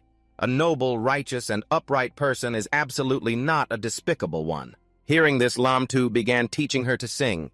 He sang the lyrics first, and the court physician sang along while illustrating with dance moves. People passing beneath the stage did not see the old beauty. The person on stage sang of a shattered heart because of separation. The word love is hard to forget. He sang requiring blood to harmonize opening and closing. Who is the guest? After listening to those melodies, Lam Tu silently thought that he had finally found that feeling again. He was truly grateful for the comfort of hearing familiar music from a distant world. Thinking of this, suddenly tears rolled down Lam Tu's cheeks. He sent sincere thanks to the court physician. Thanks to her singing, Lam Tu's crying after hearing the music surprised the court physician, but she only quietly wondered inside. She felt that the lyrics carried a strong ancient mark. It seemed to tell the story of a singer like herself, but why Lam Tu shed tears she still could not understand. Afterwards, Lam Tu quickly left, promising to return to hear her sing another day. At that moment, the court physician suddenly felt dizzy, couldn't stand, and fell to the ground. The sudden incident made Lam Tu panic and hurried back to inquire about the situation. She only said she was a little dizzy. When Lam Tu touched her to help her up, he accidentally triggered her supernatural ability. Realizing he was not capable of handling this situation, Lam Tu decided to find help. He told her to rest and quickly went to the court physician's hospital to invite his friend to come check. The touch with the court physician awakened Lam Tu's supernatural ability related to sound. Now you understand why I feel at ease when I hear her sing. When Lam Tu arrived at the Imperial Medical Clinic, he heard loud shouting. "What does the court keep you for? If anything happens to Nunu, I will make you pay." Lam Tu felt he had come at the wrong time and was about to leave, but at that moment he was called back. "Lam Tu, you came just in time. Come here quickly and see what's wrong with my Nunu." Being called by name directly, Lam Tu could only silently curse. It seemed he couldn't escape anymore. The noble consort immediately explained Nunu's condition. Since yesterday, she hasn't eaten or drunk anything, no spirit at all. Bak Sung Sung examined her but found no external wounds or internal issues. Lam Tu picked her up to check. After a few meows, he understood what she wanted to say. Don't touch this princess. This princess is sad. It's so boring here. Someone come quickly and rescue me out of here." Lam Tu found the cause of Nunu's illness. Until now, all her activities had been confined to Changchun Palace, accumulating boredom over time. This illness can be completely cured. Lam Tu suggested the noble consort let Nunu leave the palace to see the vast world. This would improve her condition. Hearing this, the noble consort's expression briefly darkened. She sent a servant to take Nunu outside for half a day. Feeling slightly tired herself, she returned to the palace first. On the way, the noble consort thought silently that she wasn't the only one trapped in this palace. Later, Nunu was taken outside to see the streets. The new experience lifted her spirits greatly. Everyone noticed her change. Since leaving the palace, Nunu's condition was basically resolved. Lam-Tu told Song Song that he came to the Imperial Medical Clinic for a reason today, wanting to invite her to treat someone. Song Song told Lam-Tu not to be polite and just take her there. At Li Hua Garden, where many people were gathered, Lam-Tu wondered why it was so crowded. It turned out someone was causing trouble. He and a few others shouted loudly, "I don't care if the Imperial Doctor is sick. This young master wants to hear the Imperial Doctor sing. Can't we pay double?" Lam-Tu stepped in. Standing behind him, he clapped and laughed, saying, "Young Master Ngo, you brought such a big group. Are you really here to catch me?" He was probably still afraid of what happened last time. Seeing Lam-Tu, he was trembling with fear and asked why he was here. Despite his fearful look, Lam-Tu still had to say some threatening words. "Has young Master Ngo already recovered so quickly from that beating? Or should I tell Eastern City Commander about today's incident so he can teach you a lesson slowly?" Witnessing this, he panicked and ran home crying and calling for his father as he ran. Seeing young Master Ngo, who was usually arrogant, so afraid of Lam-Tu, surprised everyone around. Only Song Song found the scene extremely amusing. Lam-Tu silently rejoiced that the guy knew about his connection to the Imperial Palace. Otherwise, it would be hard to scare him. Then everyone gradually dispersed with various excuses. Some remembered they hadn't collected their clothes, others had stomach aches and needed the restroom. The incident ended. Lam-Tu invited Song Song upstairs to examine the Imperial Doctor. After a thorough check, Song Song diagnosed that the Imperial Doctor fainted due to exhaustion. She just needed a short rest to recover. Sure enough, just a gentle touch from Song Song slowly woke the Imperial Doctor. Although awake, the Imperial Doctor's head was still a bit dizzy. She curiously asked what had happened. Lam-Tu explained that she had just fainted. He had invited Bok Song Song from the Imperial Medical Clinic to treat her. Her condition was now stable with nothing to worry about. The Imperial Doctor felt it was miraculous how quickly she recovered. Lam-Tu said, "Of course, Miss Song Song's medical skills are extraordinary." Seeing the Imperial Doctor was fine, Song Song decided to take Nunu back to wait for further orders. To express her gratitude, the Imperial Doctor promised Lam-Tu that next time she would tell the boss not to charge when he came to listen to her sing. Lam-Tu laughed, saying he already considered her a kindred spirit. And kindred spirits are priceless, but he was still willing to pay to enjoy her singing. Lam-Tu's words made the Imperial Doctor blush shyly, but she was happy because of it. He asked if she knew why he suddenly fainted. Tai Yi thinks it might be due to insufficient nutrition. Lam-Tu nodded in agreement, but added that the main reason was because she had awakened her magical technique. Tai Yi still didn't fully understand, so Lam-Tu explained, "Your singing is better than others. You just haven't used your magical technique yet. Today you tried a new singing style that consumed much more energy than usual, which is why you fainted. So that's it." Tai Yi nodded, but still felt this magical technique didn't seem effective. Lam-Tu immediately affirmed, "That's not true. If you can integrate your magic into your voice, you will definitely become the #1 star of the capital. Then everyone will compete to buy tickets to La Hoa Yuan." It sounded tempting, but Tai Yi didn't know how to develop the magic technique. Lam-Tu promised to borrow books on sound magic from the Magic Institute for her to practice. Theo, blushing shyly, said, "I don't want to trouble you. I really admire your singing. Later, I'll want to rely on your performance to ease my sorrow." Lam-Tu laughed and said, "Tai Yi, you must accept, and promise to always sing for me." When Lam-Tu left, the owner said to Tai Yi, "Miss, this young master is no ordinary person. I can see he's different from other playboys. This may be your chance to rise and become a phoenix." Tai Yi sadly replied, "You're teasing me again, sir. My status is low and not worthy of young Master Lam. Just being able to sing a few songs for him makes me very happy." Meanwhile, Lam-Tu was in the Imperial Palace. The eunuch informed him that the strange weather had finally eased. "You can rest for a while. His Majesty will reward you. Remember to thank him," the eunuch reminded. So the long-term stable supply of rice tickets was finally gone. Lam-Tu felt quite regretful about this. Meeting Lam-Tu, His Majesty asked if he was the son of Count Bin An. "This past month has been hard on you. If you want any reward, you can propose it to me." Standing next to His Majesty was Consort Thuk. His Majesty told Lam Tu to propose whatever reward he wished. This made him a bit embarrassed, not knowing what to choose. No one has ever straightforwardly asked me what I want like this. If I ask for too much, they won't accept. But if I ask for too little, I'll lose out. I wish to have a spacious house near the imperial palace, but the price of such houses is never easy to afford. After observing Lam Tu for a moment, Consort Thuk smiled and said to His Majesty, "In my opinion, it's better to gift him a villa near the imperial city. That way, when your Majesty wants to enjoy aged wine, there's no long wait." Consort Thuk's suggestion seemed very reasonable to His Majesty. He immediately ordered Chu Kam to select a villa near the palace to give to Lam Tu. This reward truly matched Lam Tu's wishes. He hurriedly thanked His Majesty, feeling extremely happy inside. This time they've grown up.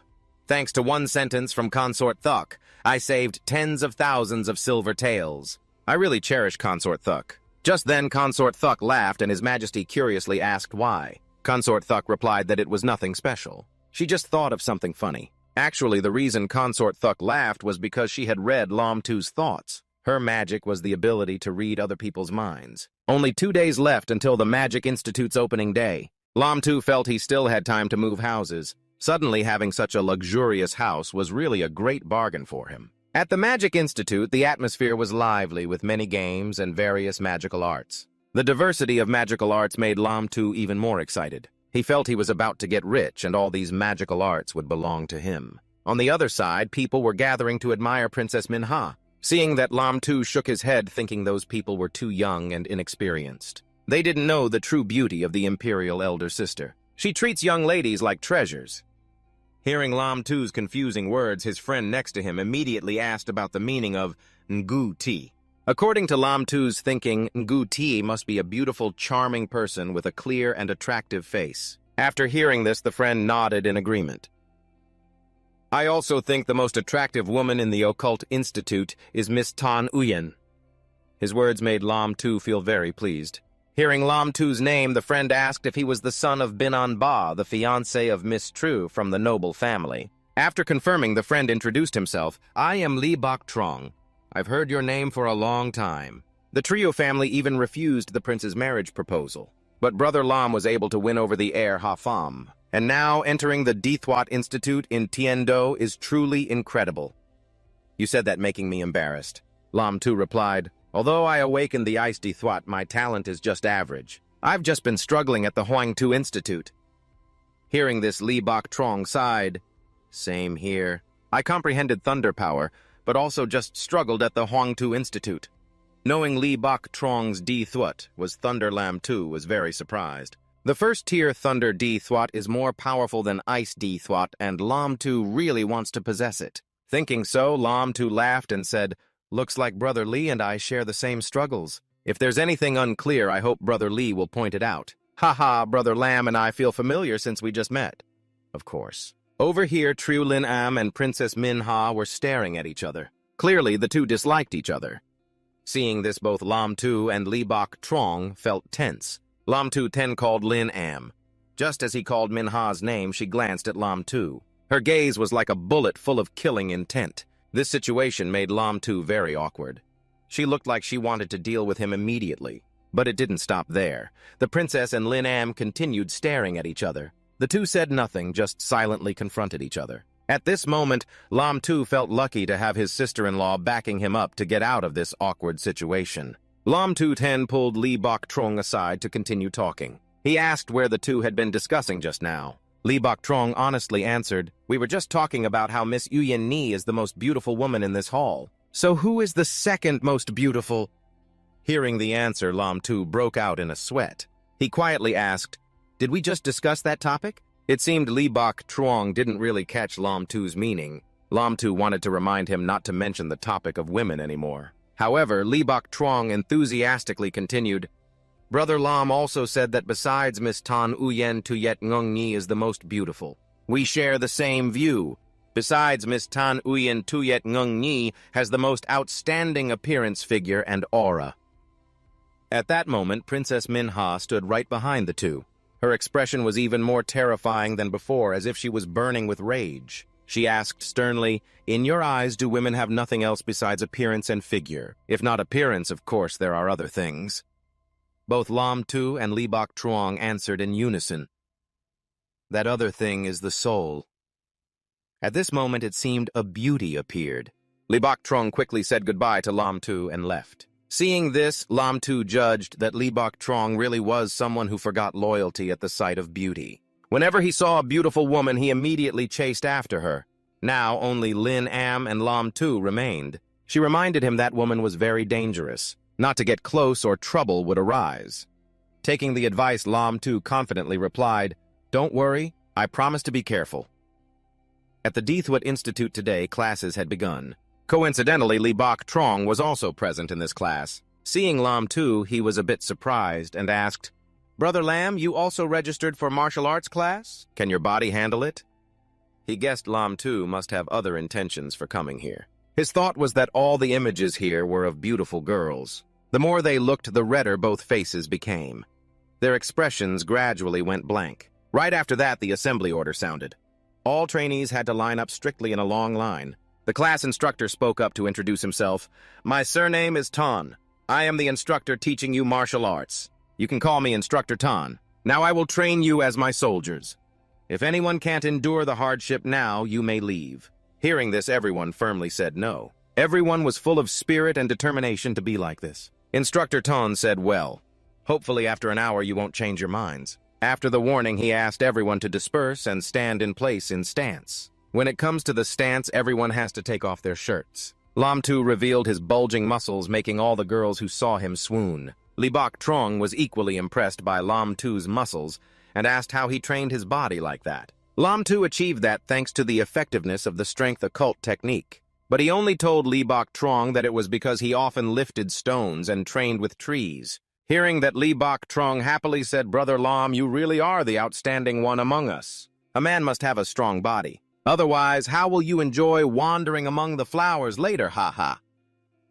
The reason Lam Tu cultivated martial arts was to better conceal his knowledge of the strength occult technique. Li Bok Truong thought Lam Tu was only at the first level, but in fact he had already reached the great energy level. It seemed that Elder Tun noticed Lam Tu and Li Bok Truong were stronger than others, so he asked if they had a martial arts foundation before. When he touched Lam Tu tried to restore the occult technique from him, but got no reaction, and concluded that Elder Tun was a pure martial artist. In response to the Elder's question, Li Bok Truong said he had learned a little, while Lam Tu said he had never been exposed to it, only regularly trained his body. Upon hearing this, Elder Tun said next time he would teach both of them true energy. As long as they could retain that true energy in their bodies, it would be considered the beginning of martial arts. After a hard session of training, it was time to rest. All the young men were exhausted and collapsed, while the girls were buzzing about Lam Tu, that handsome young master. His body was also beautiful. They wondered if he was betrothed yet. If only they could marry him off, that would be great. Don't dream on. That's Lam Tu, son of the Ping-an Count fiancé of Triolin Quan. Mentioning Triolin Quan's name made her quite uncomfortable. She said, "Triolin Quan? What about her? She's not even in the capital. Who wins or loses isn't certain yet." Turns out her name was Ngung Nhi, also one of the beauties of the Occult Institute. Noticing she paid attention to Lam Tu, some young ladies asked if she was eyeing Triolin Quan's fiancé. And as expected when it comes to love, she had no concept of who came first or later. She confidently declared everyone should just wait and see. Triolin Quan, though strong in occult arts from a powerful family and favored by the emperor, what will happen when her fiancé is taken by me? She will become the biggest laughingstock of the capital. As long as Lam Tu loves me, it means I have defeated Triolin Quan. With her goal clear, she began to follow Lam Tu's every move. This made Lam Tu feel chills down his spine. He didn't understand why he always felt like he was being watched. At this time, classes had ended. Everyone changed clothes and prepared to leave. Just as Lam Tu stepped out, he suddenly saw her appear and fall into his arms. When Lam Tu asked about her condition, she feigned weakness and said she was fine. However, she looked like she was struggling to stand and said she might have twisted her ankle. Seeing this, several friends eagerly offered to help. Some wanted to support her, others insisted on carrying her home. But since her target was Lam Tu, she couldn't let others take her home. She asked those friends if they were strong enough to carry her. This question left everyone stunned. Understanding her intention, they said nothing more. Then she turned to Lam Tu and asked if this young master could do her the favor of carrying her home. This request made Lam Tu a bit embarrassed, but he still agreed to take her home. At that moment, Lin Am appeared and said, "An injured ankle. I'll take you home." So she was taken home by Lin Am in a horse-drawn carriage. Observing the situation, Li Bok Phuong quietly said to Lam Tu, "Brother Lam, your tactics are impressive. You've won the heart of one of the 4 great beauties of the Occult Institute."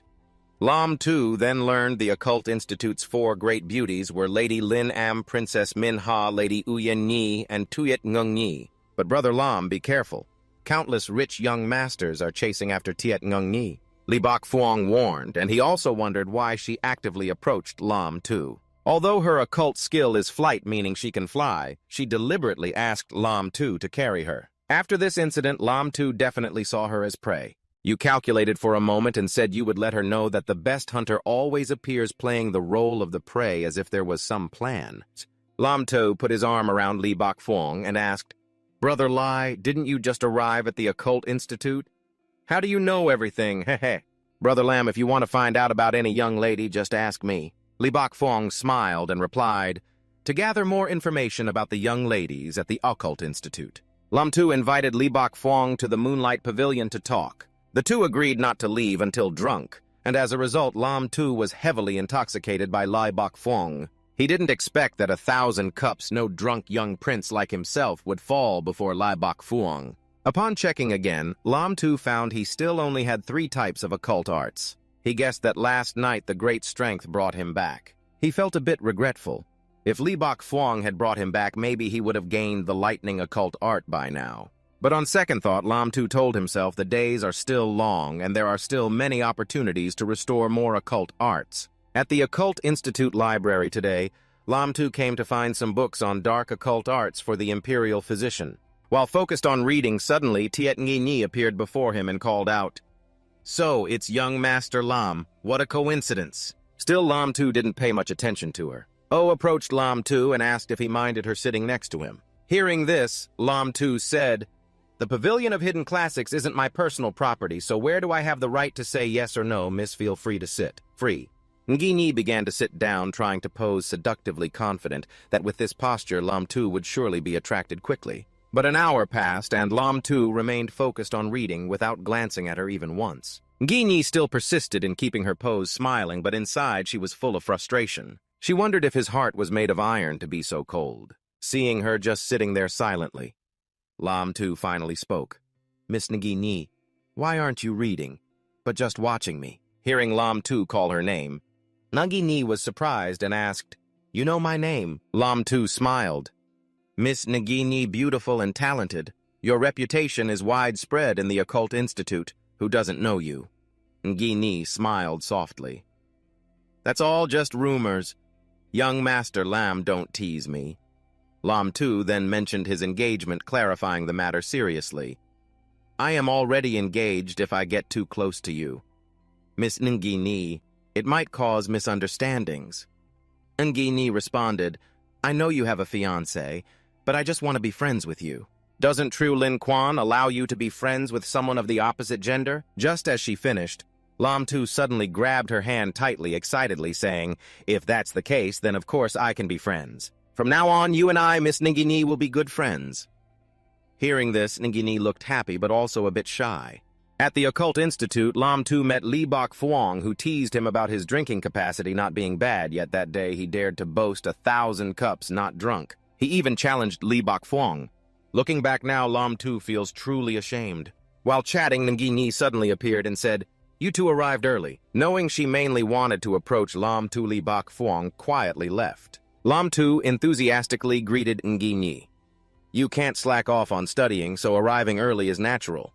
Although Li Bok Phuong had left, he still watched Lam Tu and Ngi Nhi. He felt Lam Tu was truly amazing, not knowing what he said to make Ngi Nhi blush and say, "Young Master Lam, you're so naughty always saying things like that." When class started, the conversation between Lam Tu and Ngi Nhi had to stop. Lam Tu looked at her and thought, "She really is a 1,000-year-old fox lamb, but talking about boys and girls with me, isn't she just trapping herself?" Class began. Tan Jiao Kwang asked everyone to focus. He said martial arts only require good physical condition anyone can practice. "Now I will show you." Then he called Lam Tu over. True energy is the foundation of martial arts. It's very rare for someone like Wang Wei to cultivate true energy on their own. Most need assistance. He told Lam Tu to extend his hand, then transferred a beam of true energy into him, instructing try to guide this beam of true energy through your body. How long you can hold it depends on yourself. The true energy beam immediately reacted inside Lam Tu. The instructor told him not to resist, but to feel and remember its path. After a while, adjusting the true energy beam gradually disappeared. Lam Tu felt his body filled with strength as if his blood vessels were cleared. Then the instructor showed satisfaction and praised, "For the first try, maintaining it this long is already very good. Practice a few more times and you will soon step through the door of martial arts."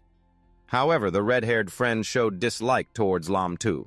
He deliberately bumped into him and warned, "Stay away from Miss Ngung Yi. You are not worthy of her."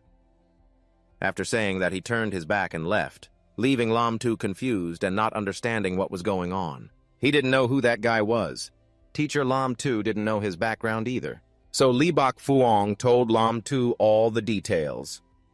His name is Vuong Ui, just the son of a third-rank marquis, and he only awakened a low-grade mystic space ability. How could Miss Ngung Yi look at someone like him? Asking about Vuong Ui's background, what Lam Tu cared about most was his spatial mystic ability. While Lam Tu was thinking of ways to restore Vuong Ui's mystic ability, Ngung Yi suddenly appeared. She became the bridge between him and Vuong Ui. Seeing the opportunity, Lam Tu decided to make the most of it. He deliberately spoke loudly to Ngung Yi so that Vuong Ui could hear. "Oh, so it's Miss Tiet. What brings you to me?" "Ah, so you brought me water. This place is remote, and the weather is hot. Miss Ngung Yi is really thoughtful." Immediately, Vuong Ui angrily turned around and challenged Lam Tu. "Do you dare to accept?" His attitude pleased Lam Tu quite a bit. He didn't expect that just a few words to Ngung Yi would drive him crazy. Vuong Ui's condition was that if he won, Lam Tu had to stay away from Ngung Yi, but if he lost, he would withdraw on his own. After hearing this, Ngung Yi worriedly advised Lam Tu not to agree, but she didn't expect him to accept the challenge. Still, she firmly urged him to refuse. In her heart, Ngung Yi thought, "I still want to witness Tru Lin Quan being abandoned by her fiancé and becoming the laughingstock of Vuong City. If you lose and can no longer be close to me, my plan will fall apart. Damn Vuong Ui for daring to ruin my big plan." Seeing Ngung Yi worried, Lam Tu told her not to interfere. "This is a man's battle."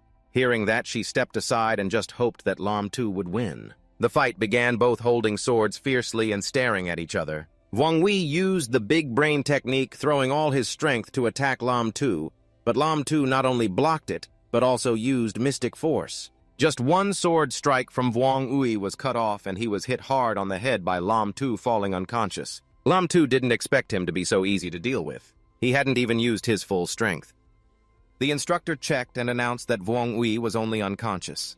Lam Tu was asked to call for medical assistance but refused, and carried Vuong Ui himself to the Imperial Medical Institute, surprising everyone with his enthusiasm. On the way, Vuong Ui woke up and drowsily asked, "Where is this?" At this time, Lam Tu had restored 73% of his mystic ability. To avoid interruption, he struck Vuong Ui's neck again, causing him to faint once more. At the Imperial Medical Institute, the doctor said Vuong Ui had no serious issues and only needed his medicine changed in the afternoon. However, the wound on his neck required additional support for treatment. After the doctor left, Lam Tu picked up a jar to test the mystic ability he had just restored. The result was he could make the jar disappear and reappear in the blink of an eye. Lam Tu felt this spatial ability was wonderful, making it more convenient for him when going out. He also noticed it was faster than before, and wondered if the restoration efficiency was related to the contact area. While happily speculating, Bok Song Song suddenly appeared. Both she and Lam Tu were very surprised to see each other, as if not expecting to run into each other here. Then Lam Tu shyly asked, "You're also at the Imperial Medical Institute?" Lam Tu had asked a rather silly question. Because Song Song was always at the Imperial Medical Institute, she should have been the one to ask.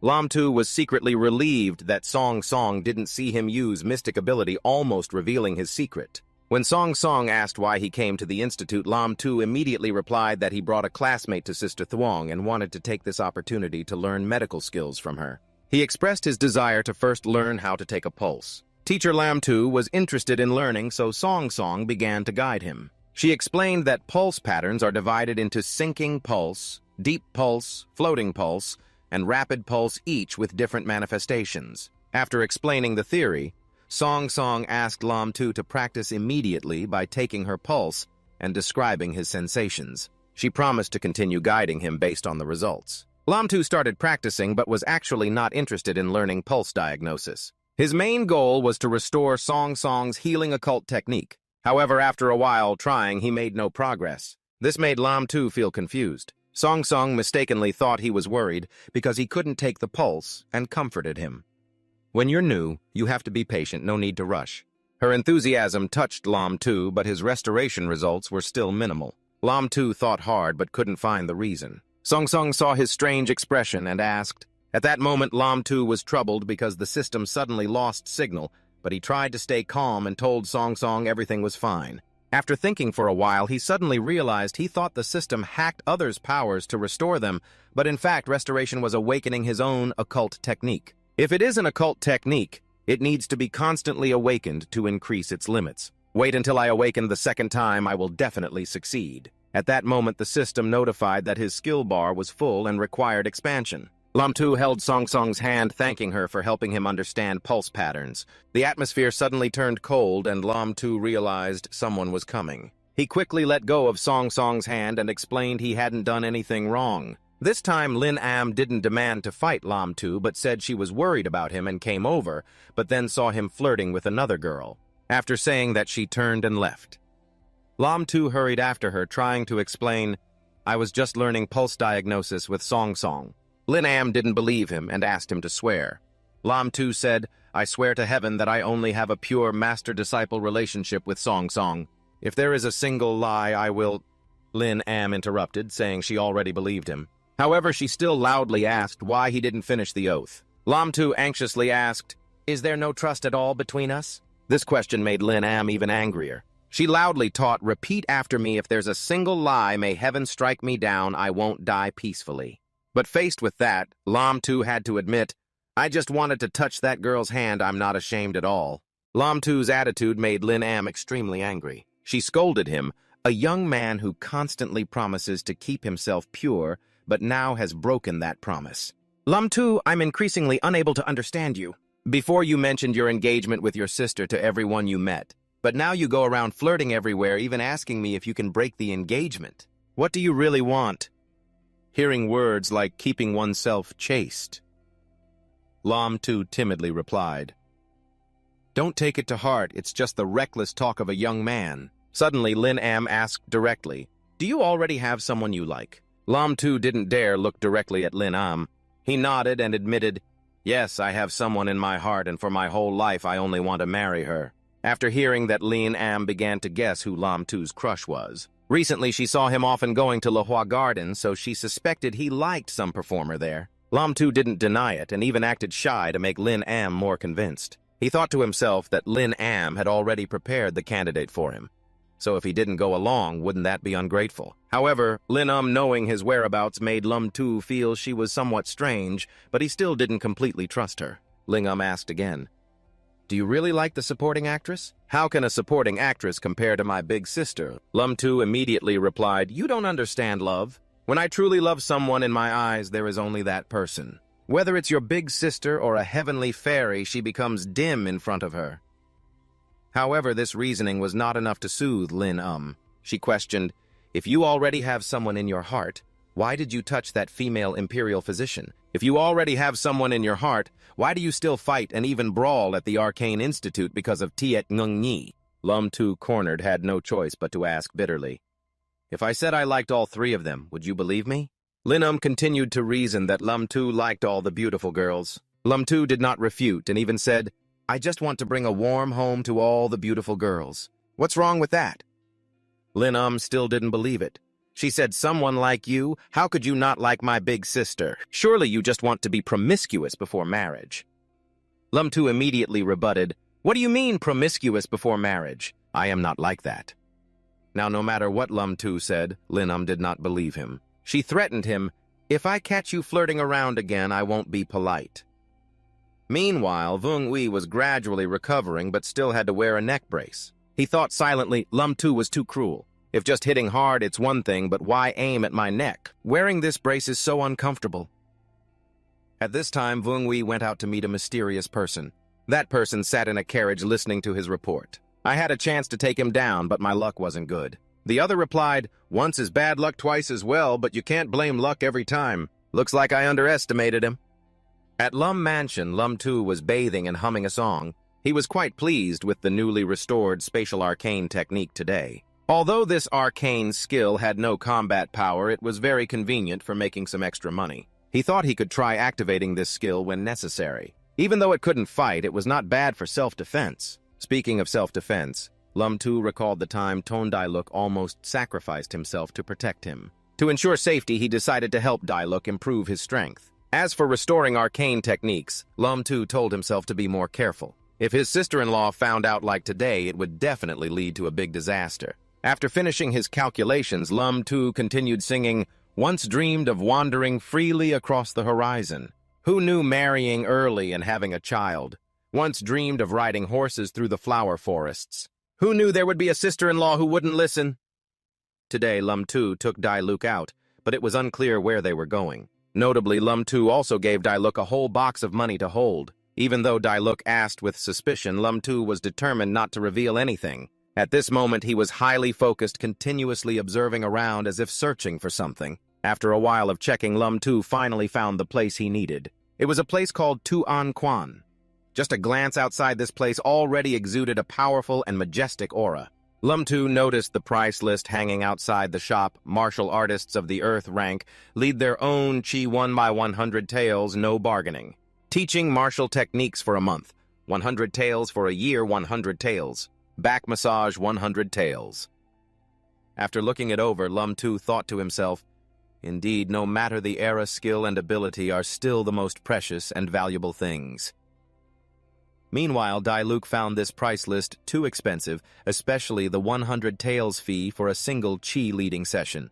Entering the guild hall, the two saw muscular fighters full of vitality. With just one kick, they could easily smash a piece of wood. Lum Tu thought, no wonder people say the strategy of Earth rank martial artists is not inferior to arcane masters awakened 5 times. Just then a man approached and asked Lum Tu and Dailuk what their purpose was here. Lum Tu replied, "We came to invite the guildmaster to lead Chi. We already know the prices and rules and have brought enough silver." After hearing this, the man led the two deeper inside. As soon as they entered, Lum Tu and Dailuk saw a forest lord reclining majestically in the room. Just a glance, and both were trembling, sweat pouring down like rain. The man sitting and stroking the tiger is the tavern master named Tran Hung. The tiger is his pet. The guide told Lum Tu that as long as he didn't provoke the tiger, it wouldn't harm anyone. When the guide reported that guests arrived for Chi guidance, the tavern master shook his head and refused. "Don't bother me. A hoe is sick right now. I have no mood for anything." Hearing this, the guide turned and said, "You both heard that, come back another day." But at that moment, Lum Tu had already disappeared. It turned out he had run to the tiger, sat down, and listened to it.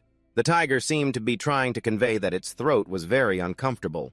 "There's a bone stuck in my throat. It's about to kill me. Someone please help me get it out." Lum Tu confidently told the tavern master, "I can cure this tiger. According to my years of veterinary experience, it has a bone stuck in its throat. All you have to do is open its mouth and take the bone out."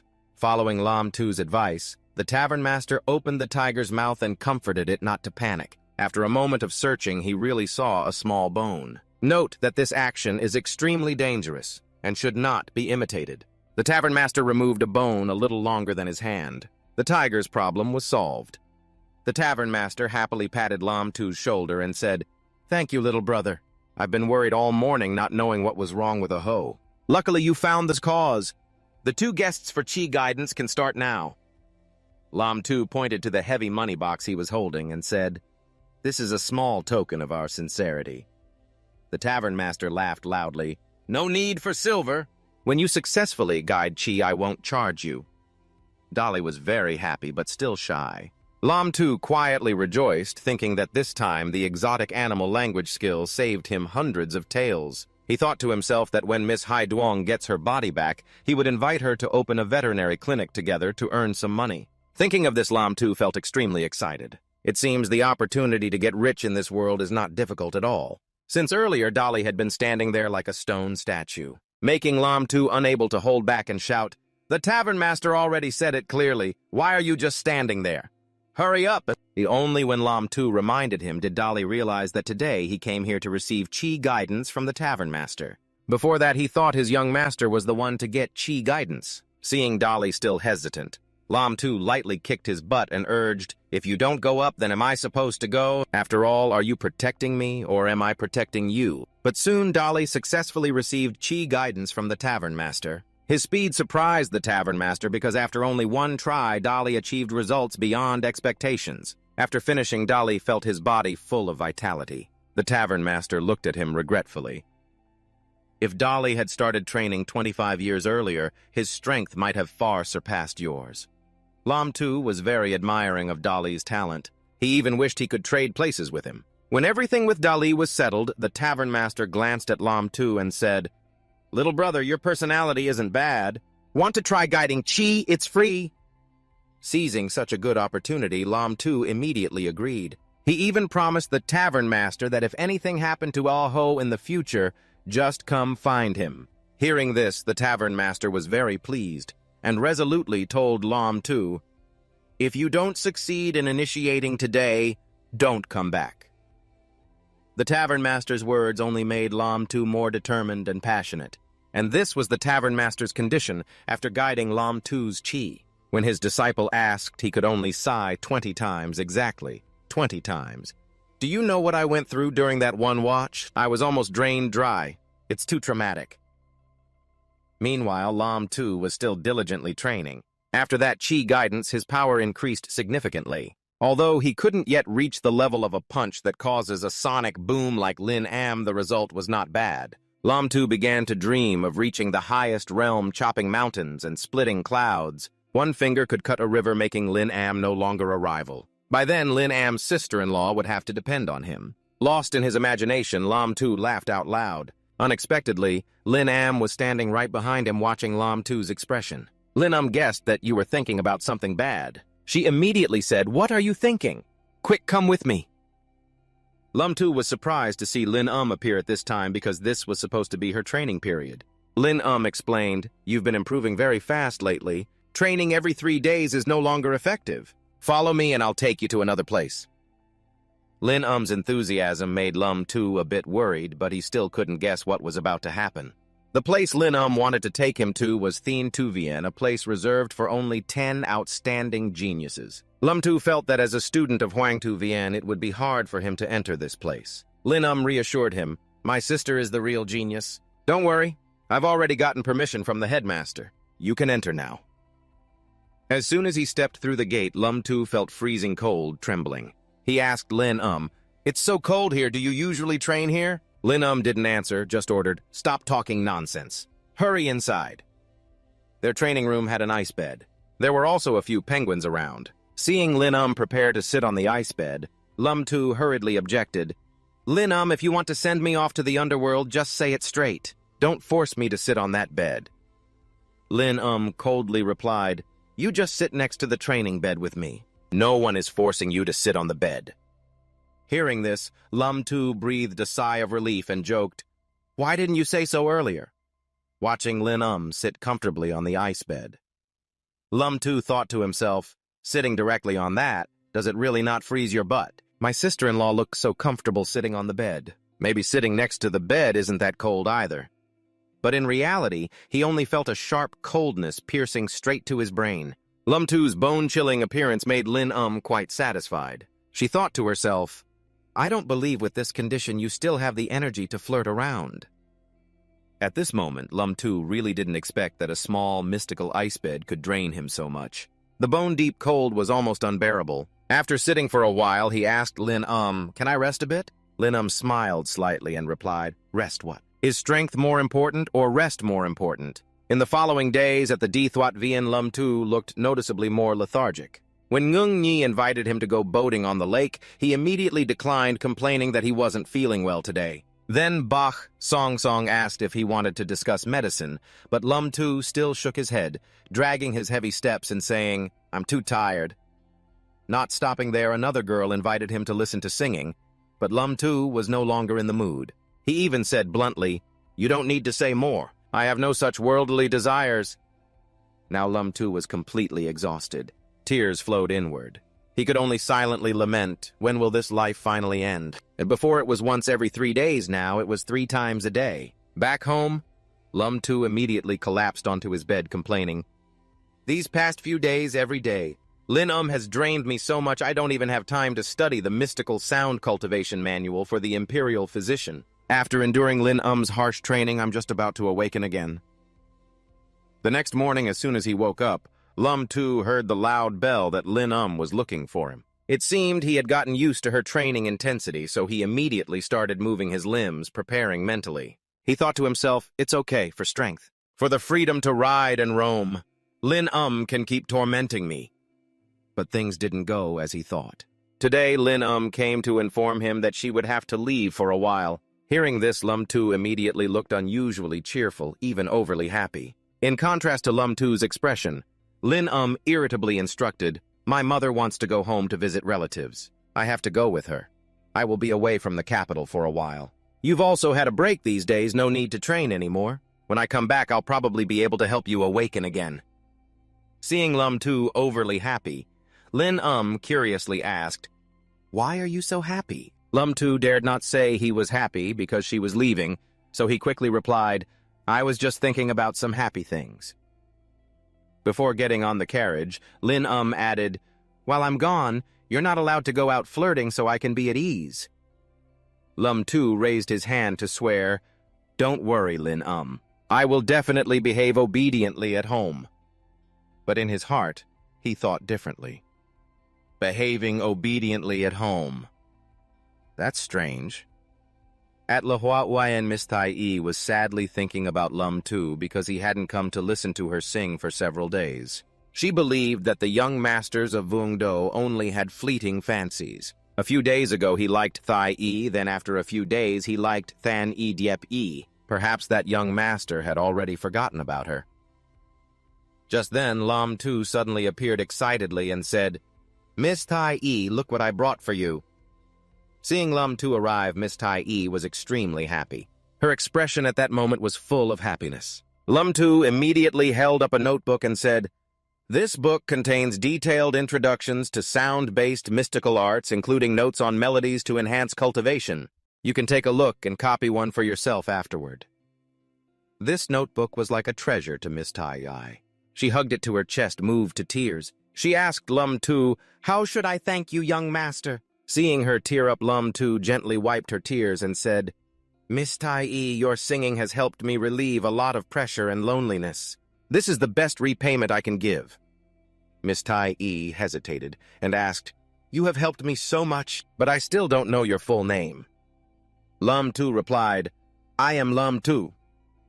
Hearing his name, Miss Tai was startled and asked, "Are you the young master Lum Tu who is betrothed to the eldest miss of the true family?" Lum Tu was surprised and confirmed, "Yes. You know about this too." Thai knew it well. That young lady is a rare genius. Her future is tied to the fate of the great Ha. Thai was always curious about which man was worthy enough to marry her. Unexpectedly hearing this, Lum Tu continued Thai's words, "Now that you've seen me, do you think I am not worthy of her?" But Thai's intention was not like that. She always highly valued Lum Tu's talent. How could he not be worthy? Upon hearing this, Thai felt a little sad and said, "You and Miss True are a perfect match. Truly a couple made in heaven." But judging by Thai's expression, Lum Tu guessed she had developed some affection for him. So Lum Tu imagined a happy couple blissfully in love with Thai. But the dream didn't last long before the image of true Lin appeared in his mind. That scene wasn't very pleasant. He feared that if Lin found out about this, she'd beat him up badly. Master Lum Tu was stunned and said nothing. Thai waved her hand to bring him back to reality. It's Miss Tai Wai. I'm fine, I just spaced out for a moment." Thinking of Lin made Lum Tu scared. He knew that for Miss Tai, simply not wanting Lin to break her leg was hard enough. He decided to wait and develop more. After breaking off the engagement with the True family, Lum Tu thought he would definitely seize Tai. At the martial arts class, the instructor was quite pleased to learn Lum Tu had successfully guided his chi. He said it was not bad. Since the Qi guidance succeeded, the teaching content afterward must be adjusted accordingly. Usually, after much practice, one can choose a weapon that fits their hand and try using Qi to envelop it wherever the true energy condenses in the body. Following the instructor's advice, Lum Tu chose a knife for himself. While he was still observing the knife, Ngung Yi suddenly stood right in front of him, handing him an invitation card and saying her 18th birthday would be in a few days. She said there would be a party at her house and asked if Lum Tu would not refuse this time. A few days ago, I was really too busy and reluctantly had to refuse you, miss. This time for Miss Ngung Yi's birthday, I definitely will not break my promise. After saying this, Lum Tu muttered to himself, "Don't worry, I will definitely give you a gift you'll never forget for a lifetime." By the way, Lum Tu asked her about Vung Wee's situation. "Has he come to bother you these days?" Hearing this, Ngung Yi looked adorable and shy. "You still mention him? You made me worry about you. What are you afraid of? Haven't I already won? I don't need to leave your side either. But it's strange. In the past, Vung Wei always surrounded Tan Uyen. Why this time is he betting against you for me?" Ngung Yi's question made Lum Tu feel he understood something, so he began to ponder deeply again. Seeing Lum Tu holding the invitation card, Li Buk-chung appeared and asked if it was Miss Ngung Yi's invitation. But with Li Buk-chung's speed and gossip, Lum Tu had to admit that nothing could get past him. Not finished, Li Bok-chung even praised Lam Tu's clever tactics, saying he must admire him. "You really think this Lam Tu doesn't see anything impressive about it?" You asked Li Bok-chung again, "Could it be that she didn't give you an invitation?" And that goes without saying.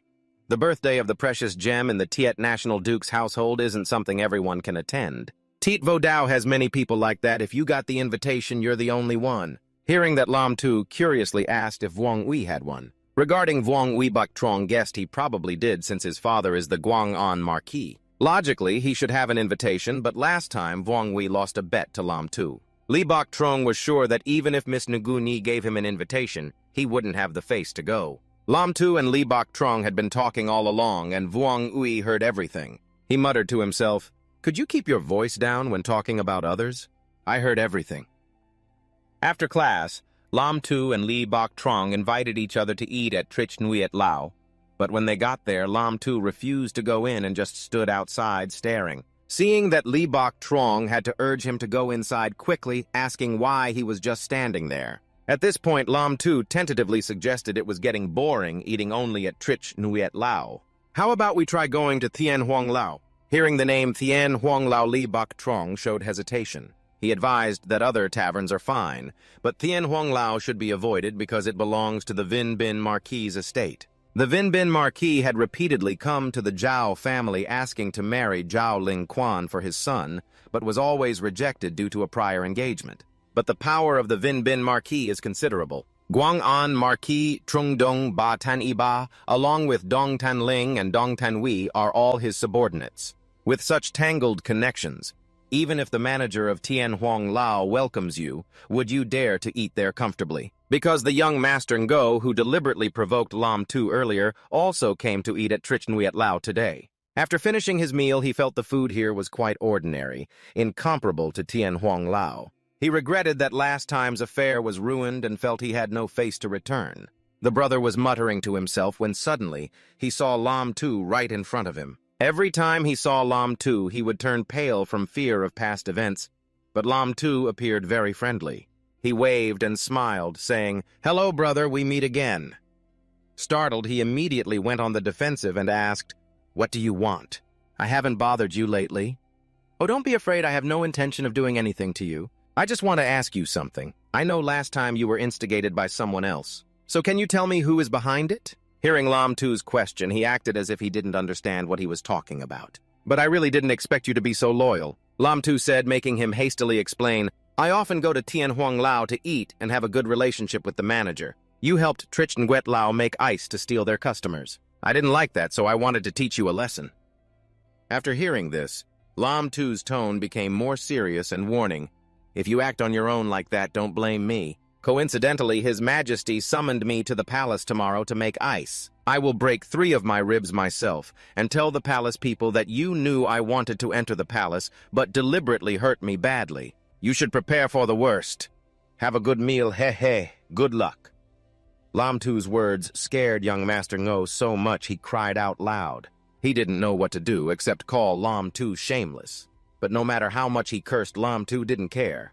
He walked away but reminded him to remember to say goodbye to his family. After a few steps, he pulled Lam Tu's sleeve and revealed everything.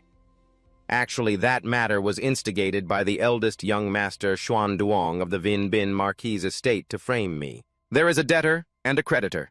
You go find him. This has nothing to do with me. Today is Ngunyi's birthday at the Tuyet National Duke's mansion. Everyone who came brought valuable gifts. The young master of the Vin Xuan Marquis estate gave a pair of jade ruyi. Young master Tran Van of the Kulak Marquis estate gave a pipa. Miss Ngakbich Tran Boy of the Tran Kwuk Kong residence presents 10,000 taels of silver. When it was Lam Tu's turn, he brought nothing with him. The gatekeeper saw this and immediately asked where the young master's gift was. My gift is quite special. Later I will personally present it to Miss Ngunyi. Hearing this, the gatekeeper invited him in. Please welcome young master Lam Tu of the Bin An residence. Inside, Ngunyi was surrounded by men trying to win her favor. Seeing Lam Tu arrive, Ngunyi immediately left them and ran over to greet him. Her appearance today left Lam Tu utterly enchanted. He complimented her, saying she looked more beautiful tonight than ever before. Lam Tu's praise made Ngunyi blush. She told him he was flattering her too much. At that moment, a man interrupted to ask who this brother was, since he had never seen him before. Ngunyi introduced him as young master Lam Tu of the Bin An residence. He is a good friend of mine. Upon learning Lam Tu's background, several men showed disdain. They thought to themselves that he was just the son of a third-rank official, nothing to worry about. After a while, everyone suddenly remembered that Lam Tu was actually the fiancé of Trio Lin Quan. Instantly, envious glances from all directions turned toward him. At this point, Ngunyi began introducing the young masters present to Lam Tu. These are two young masters from the residence of Wei Kwuk Kong, Wei Van Vien, she said. And this is the eldest young master of the Chi Kwuk Kong residence, Chi Tan Tiu. Lam Tu looked at their faces and felt they were no different from ordinary fish in a pond. Yet they always acted arrogantly as if they were great figures. Not stopping there. There was another young master who seemed better than the others. The eldest young master of the Vin Bin Hao residence, Duong Tuyen. Lam Tu also categorized him as a seafood fish like the others, but guessed this one might be a bit more premium. Even so, Lam Tu politely greeted him, Brother Duong. I've admired you for a long time. We are all friends of Miss Ngunyi. I will look after you more in the future. After that, the other young masters began boasting about the precious gifts they had brought for Ngunyi. This is the bright moon pearl I had brought back from the western regions, one said. This is a birthday gift I gave my sister, another said. Some other scornfully showed a box claiming it was their gift. Inside was a large, sparkling, top-grade spirit pearl. Everyone was amazed by this precious gift. Oh my, this spirit pearl can help Miss Ngunyi increase her cultivation level by at least 1 rank. This is definitely a level 5 beast spirit pearl, someone exclaimed. Lam Tu couldn't help but covet that spirit pearl. He thought about the low-level spirit pearls he had used before, which only increased cultivation levels, while high-level pearls like this could raise awakening rates. This truly is a treasure that's hard to buy even with money. Lam Tu silently acknowledged that these brothers really knew how to show off, willing to spend huge sums just to win over their beloved. After showing off their gifts, they turned their attention to Lam Tu, young Master Lam of Bin An residence. What gift did you bring for Miss Ngunyi? I saw you came in empty-handed. Surely you didn't come unprepared. That's not very good, someone asked, worried about Lam Tu's reputation. Ngunyi intervened. Lam Tu's gift was sent a few days ago, and I like it very much. At that moment, Lam Tu reached into his jacket and took out something, saying he had prepared a special gift for her tonight. When Ngunyi asked what it was, Lam Tu held up a tube and shot a beam of light into the sky. At first, it was just a flickering dot of light that looked quite funny. The others laughed so hard they were holding their stomachs, tears falling. Is this the special gift you gave Miss Ngunyi? Just a sparkler. But Lam Tu's gift didn't stop there. Soon after, many beams shot up from below, creating a dazzling fireworks display in the sky. Ngunyi really liked this gift. She kept marveling at the sky without blinking, continuously praising its beauty while the other men remained indifferent. Thinking fireworks were nothing special and not worth much, at most costing 10 taels. Nevertheless, all the young ladies here loved it and praised how beautiful it was. The happiest person right now is Ngunyi Tan's younger sister, who thanked Lam Tu, saying this was the best gift she received today. It was no coincidence that Lam Tu gave Ngunyi this gift. Everything was part of his strategy. If she had little experience, he would help her see the beauty of life. If she had gone through many hardships, he would take her on a carousel ride. Lum-Tu believes that to pursue a girl, you have to do romantic things. Just throwing money around will only make you look like someone who treats money like trash. At this moment, Ngung Nhi may have truly fallen for Lum-Tu. She slightly regretted saying it would be great if he wasn't Bin On Ba's son. But because the fireworks were too loud, Lum-Tu couldn't clearly hear what she just said. When he asked again, Ngung Nhi just smiled and said it was nothing. The party was also nearly over by then. Only the eldest son of Vin Bin Mansion Marquis Dung Tuyen and Lum-Tu remained. He spoke up to praise Lum Brothers' gift as truly unique and novel. It was obvious that Miss Ngung Nhi liked it very much. Lum-Tu stopped pretending.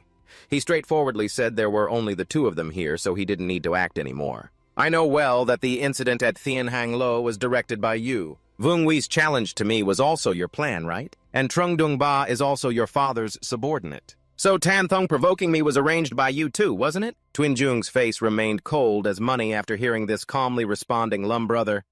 I don't understand what you're saying at all. Lum-Tu sneered. If you don't understand, then fine. Your calculation isn't bad. It's just that the people you use are still too inexperienced, haha. Try harder next time. Even though Lum-Tu made it clear, Tuan Jung still acted innocent, as if everything was just a misunderstanding. Lum-Tu Tan raised a finger to deliberately provoke Tuan Jung. I really like seeing you dislike me, but can't do anything about it. After saying that, he left without looking back. Outside, Dai Luk was already waiting. The two exchanged a few words. It seemed Lum-Tu asked Dai Luk to prepare some things which reportedly cost quite a lot. When Lum-Tu left, Tuan Jung finally revealed his anger. He thought to himself, I originally planned to let you enjoy a bit more, but if you want to die early, I'll make sure of it. Lum-Tu, just wait. Returning home, Lum-Tu focused on the elemental pearl in his hand. He thought that 10 level 2 rare elemental pearls cost a total of 100 taels of silver, definitely not cheap. Today, Lum-Tu deliberately provoked Tuan Jung. He knew Tuan Jung wouldn't be able to stay calm and would make a move again. Lum-Tu realized that only power could protect himself, and he decided to start his second awakening immediately. He began absorbing the elemental pearl. This process required great strength and resources. It wasn't easy. Lum-Tu nearly succeeded, but the energy from one elemental pearl was still insufficient. Fortunately, he had prepared enough beforehand. The next morning, Lum-Tu's dog Dai Huang was dreaming about a chicken drumstick. Hearing someone call its name, it wondered who was speaking. Is there a second dog in this yard? Lum-Tu heard and gave it a slap. Who are you calling a dog? The organization gave you a mission. Do well and you'll get a chicken drumstick. On Tuan Jung's side, his subordinates reported to their supervisor. On Bin An Ba's side, after the National Duke's banquet, it was reported that Lum-Tu hadn't left his house for 7 days straight, only Dai Huang went out to find food. After hearing this, Tuan Jung's face paled slightly, but he still ordered continued surveillance. At Lum Mansion, Lum-Tu was bored sitting and listening to Dai Huang's report. The master on the second floor of the tea house outside the mansion had someone watching the back door, so it was fairly safe. Lum-Tu was waiting for someone from the palace. If they didn't come soon, he thought he might die right here. At that moment, footsteps echoed. The person he was waiting for finally appeared, Song Song. Song Song was surprised to see Lum-Tu waiting and asked, Are you waiting for me? Lum-Tu didn't answer, but immediately guessed, Did the noble consort send you? The rare beast's illness flared up again, right? Just as Lum-Tu said, Song Song came because of the rare beast's illness. Lum-Tu continued, Its illness is a mental one, so how can it be cured by just one outing from the palace? Song Song admired you for being truly thoughtful and considerate. Even though it's just the illness of a spirit beast, you still put yourself in its situation to think. Feeling ashamed, Song Song was told by Lum-Tu to return to the palace and wait. Meanwhile, you have to pack up your things at the back gate of Lam Mansion. Lum-Tu carefully looked around to make sure no one was following. You trust Dai Huang because the back gate is truly as safe as he reported. Meanwhile, the watcher at the front gate waited, but only saw the dog going in and out. Dai Huang wondered silently if his master had turned into a dog too, otherwise how could he understand dog language? Lum-Tu entered the palace to pay respects to his majesty and the noble consort. Upon seeing Lum-Tu, the noble consort hurriedly called him over to examine the little one's condition, anxiously asking why it was so weak. His majesty, on the other hand, looked surprised and asked Lum-Tu if he really understood medicine. Lum-Tu humbly replied that he did not know medicine. He had only raised cats and dogs before, so he had some basic understanding of animal behavior. Hearing this, His Majesty immediately asked Lam Tu to treat the noble consort's pet, and promised a generous reward if successful. To do this, Lam Tu suggested the noble consort prepare a quiet room. This request was immediately approved. As soon as he entered the room, Lam Tu gently patted the spirit beast's rear and told it to stop sleeping and wake up. Suddenly awakened, the spirit beast cried out, asking who was touching its rear. Lam Tu frankly admitted it was him. When the spirit beast realized Lam Tu could understand its language, it was surprised and asked if he could hear and talk with it. Could it be that you are also a tiger? At that moment, Lam Tu realized the spirit beast was actually a tiger, not a cat, as he had thought. Mistaken for a cat, the spirit beast angrily struggled and repeatedly asserted that it was Bak Lin of the noble tiger clan, not a cat. It was the bad guys who captured me and forced me to live like a cat. Sensing the spirit beast's grievance, Lam Tu comforted it, saying he understood its feelings. I will help you express this. The spirit beast happily asked if he was quite understanding. So can you come visit me often? Lam Tu agreed, but on the condition that the spirit beast obey him and act out a play together. Meanwhile, the noble consort and His Majesty still stood outside the room anxiously waiting. When Lam Tu carried the spirit beast out, the noble consort quickly asked about the little one's condition. Lam Tu seriously asked what the spirit beast normally eats. A servant hurriedly replied that they always prepared the freshest fish slices, never careless. Lam Tu shook his head. The food was the main problem. Although this spirit beast looks like a cat, it is actually a tiger and does not like to eat fish. Moreover, eating the same dish repeatedly would bore anyone. The noble consort asked what it should be fed then. Lam Tu suggested she feed it chicken beef and some green vegetables. Meals should be varied to stimulate its taste buds. The noble consort immediately ordered food to be prepared. According to Lam Tu, when fed new dishes, the spirit beast was very satisfied and ate heartily. Seeing the situation stabilized, the noble consort asked Lam Tu if he wanted to stay by her side. His Majesty interrupted with a smile, saying anyone was welcome, but Lam Tu was not. I will grant him a token so he can enter the palace every other day to care for the spirit beast. Thanks to His Majesty's intervention, Lam Tu avoided becoming a junior eunuch. However, the noble consort still wasn't fully reassured and asked Lam Tu if the spirit beast might get sick again. Lam Tu replied that food was only part of the cause. He had already told the noble consort about the origin of the illness before. The noble consort worriedly said she had let Lin Lung often take it outside, but it had no effect. Lam Tu suggested that if the noble consort personally took it out of the palace, things might be different. Hearing this, a guard angrily scolded Lam Tu as a troublemaker. The noble consort's body is precious. If anything happens, who will be responsible? Lam Tu quickly knelt down and accepted the blame, saying he hadn't thought it through. He begged His Majesty and the noble consort to punish him. The noble consort was very eager to go out of the palace. As soon as she said a word, His Majesty would immediately agree. Then the Lord ordered the guards and bodyguards to escort the noble consort while carefully instructing them to act very discreetly. Do not let the conservative ministers know that the noble consort left the palace to avoid their complaints. His Majesty's gesture made Lam Tu extremely surprised. He never expected such a dignified king to be so afraid of his wife. After everything was arranged, Lam Tu asked permission to return to the mansion to prepare for the meeting with the noble consort. Half an hour later, at the entrance of Trich Nuiet Pavilion in front of Lam's mansion, the scene was as bustling as usual with a steady flow of people. Lam Tu's dog Dai Huang loyally sat there guarding the door. Upon arriving home, Lam Tu secretly called Dai Huang in to ask if the followers were still outside. As expected, they were still silently standing there, refusing to leave. This pleased Lam Tu quite a bit. A cunning smile appeared on his face as if he was ready to set a trap.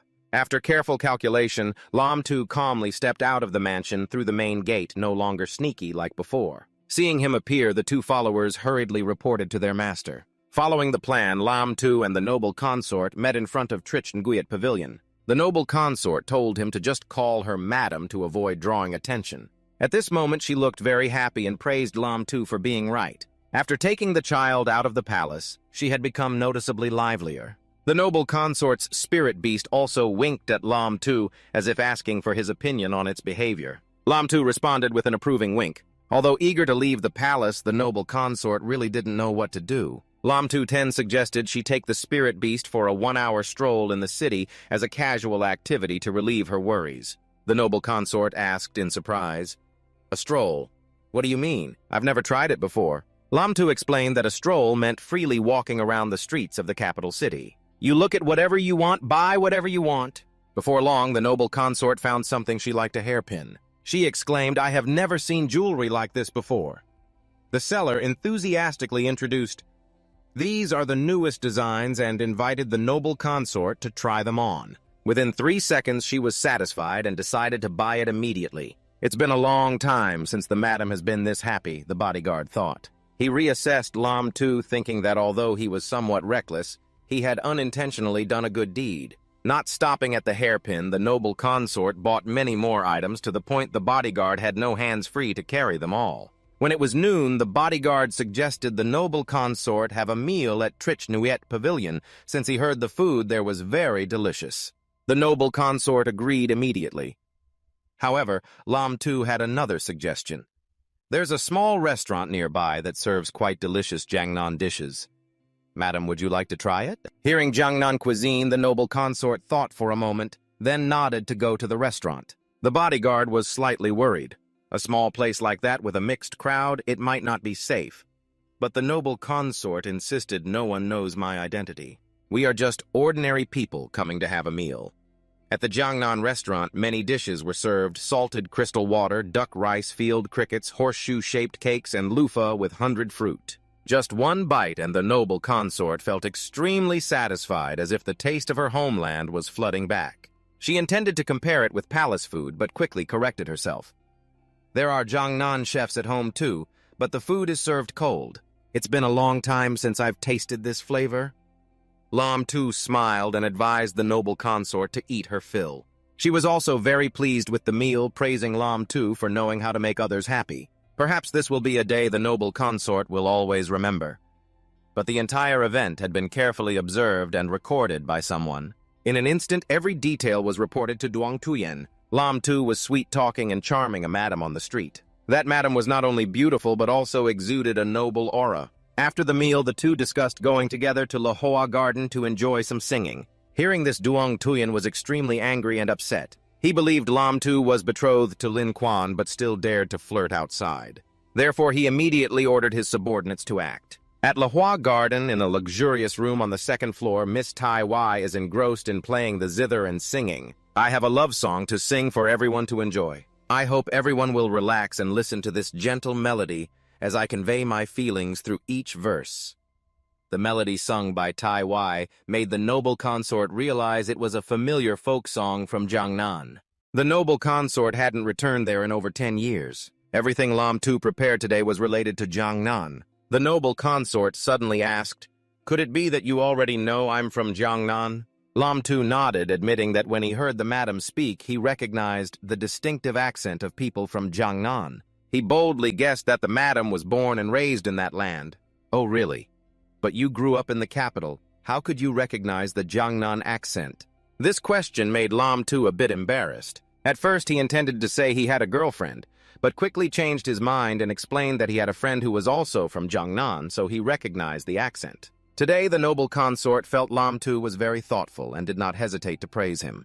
"This time, Lam Tu, you owe me a favor. What I did today was just to repay you." After Tai Wai finished the song, the noble consort complimented the song and said her spirit was much better. Lam Tu also added, "Tai Wai's singing truly stirs the heart. Whenever I'm tired or upset, I come here to enjoy her voice to ease my mood." Then the noble consort looked outside and said, "It's been quite a while," and advised Lam Tu, "You should visit the girl more often." Then the noble consort stood up to prepare to leave. Watching the noble consort's back, Lam Tu couldn't help but worry because his plan was still unfinished. He wondered why Duong Tuyen hadn't acted yet. The noble consort had been strolling on the street for over an hour. Such a good opportunity, could he really miss it? The noble consort was about to leave La Hoa Garden, but Duong Tuyen still showed no sign of action. Lam Tu recalled that last time at Tuit Nging Ni's birthday party, he deliberately provoked Duong Tuyen to trigger him into action. If this plan failed, he didn't know when another chance would come. Just then, a man suddenly blocked the noble consort's way and spoke rudely. "Hey, beautiful little lady, why don't you come with me? I'm much stronger than that powdered-faced guy behind you." Seeing this man, Lam Tu felt happy. He knew the person he was waiting for had appeared, but he didn't stop there. He tried to obstruct and insult Lam Tu's frail figure, saying he couldn't bring joy to women. Immediately, Lam Tu appeared, grabbed his hand, and said, "Wait a moment. Angered by the obstruction, the man shouted, "You rotten brat, how dare you steal my woman?" As soon as he finished, Lam Tu slapped him hard. The slap was strong enough to knock his teeth out. As a result, he was beaten by Lam Tu until his face was distorted. Two accomplices behind hurried to help him up, but he rolled his eyes and collapsed on the spot. The two accomplices immediately concluded, "He's not breathing anymore. Boss is dead. He killed someone." Shortly after, the magistrate appeared asking who the culprit was. This situation made the guard fully understand the matter. Meanwhile, the noble consort was extremely shocked by the incident, but Lam Tu quietly rejoiced because everything was going according to his plan. When the magistrate arrived, the two accomplices pointed straight at Lam Tu as the culprit. The magistrate didn't ask any questions and immediately ordered someone to take Lam Tu back to the station. Despite the situation, Lam Tu remained calm. He advised the noble consort to return first because it was no longer safe outside. The incident involving Lam Tu made the noble consort very upset. She immediately ordered the guard Chu Kam to return to the palace to report to His Majesty, requesting he clear Lam Tu's name. In the palace, Chu Kam respectfully explained everything to His Majesty. The scoundrel who was with the man had used internal energy to break his blood vessels. Moreover, officials arrived right after. This showed that the plot to frame Lam Tu might involve the Dongthan police. The noble consort, though unharmed, was extremely angry. She ordered an old servant to report to His Majesty no matter what. Lam Tu's innocence must be restored. At this point, His Majesty began to suspect Lam Tu. "You think Lam Tu's innocence might not be true? Why do you think it wasn't another time, but exactly when the noble consort left the palace, that he was framed?" Although His Majesty said that Chu Kam noticed Lam Tu's condition had greatly improved, this made His Majesty admit Lam Tu's cleverness. He recalled an old incident. "Do you remember when I summoned him to the palace once? What made him arrive more than half an hour late?" Yes, Chu Kam naturally remembered clearly. That time, Lam Tu was also arrested at the East City prison, and it was a young officer who captured him. Just by saying that I summoned him to the palace, which prison would dare touch him? Hearing this, Chu Kam seemed to understand His Majesty's intention. He believed Lam Tu had planned everything in advance. From this event, His Majesty assessed that although Lam Tu appeared honest, he was actually deeply scheming. He even planned against you and the noble consort. Hearing this, Chu Kam was furious. He demanded His Majesty punish Lam Tu severely with no leniency. However, the noble consort immediately scolded Chu Kam, "You worthless dog, I want His Majesty to help clear his name." "What are you saying? You all only know how to scheme against others all day. Do you think everyone is like you?" The noble consort's words embarrassed His Majesty as if he himself was being reprimanded. Then the noble consort turned to His Majesty and said, "I like him very much. You absolutely must not let him suffer injustice." Just that one sentence made His Majesty flustered. He immediately ordered Chu Kam to send people to the East City prison to rescue Lam Tu. After the noble consort left, Chu Kam asked His Majesty if he really would no longer punish Lam Tu. And indeed, after the noble consort's words, His Majesty changed his attitude toward Lam Tu. He commented, "This boy may be young but is clever beyond his years. He doesn't act like someone who relies on power or status. The most important thing is that he married the heiress of the Zhao family, so I feel very reassured." At the East City prison, Lam Tu was brought to the head of the prison, who was the father of Master Ngo, the man who had previously caused trouble with Lam Tu. He awkwardly said, "Young Master Lam, this case was directly overseen by Lord Chengling. I can't do otherwise." Lam Tu gave a look as if to warn him not to interfere. Understanding. He immediately clutched his stomach in pain, saying he had to rush to the restroom, and suggested Lord Chengling interrogate the case himself. Then he ran away, clutching his stomach. Lord Chengling personally interrogated Lam Tu. "You harmed someone in public. Do you plead guilty?" Lam Tu did not answer, but instead asked, "If this is a murder case, then the East City prison has no right to interrogate, right?" Lord Chengling scoffed. "Lam Tu, you are just a clerk in Thanlai Department. If handed over to them, who knows how they would defend you. Better let me interrogate you first, then send the files to the Ministry of Justice. That's the fair way." Lam Tu smiled. "No bias. Am I guilty or not?" "Aren't you the one who knows best, sir?" Lam Tu's words immediately made the other party furious. He shouted, "Impudent! The matter is as clear as day, good and evil distinguished. So many witnesses saw you harm someone, and you still dare to pretend innocence. I will use severe punishment. First the cane, then finger clamps, and finally torture until you confess." After saying this, Lord Chengling threw down the order to carry out the punishment.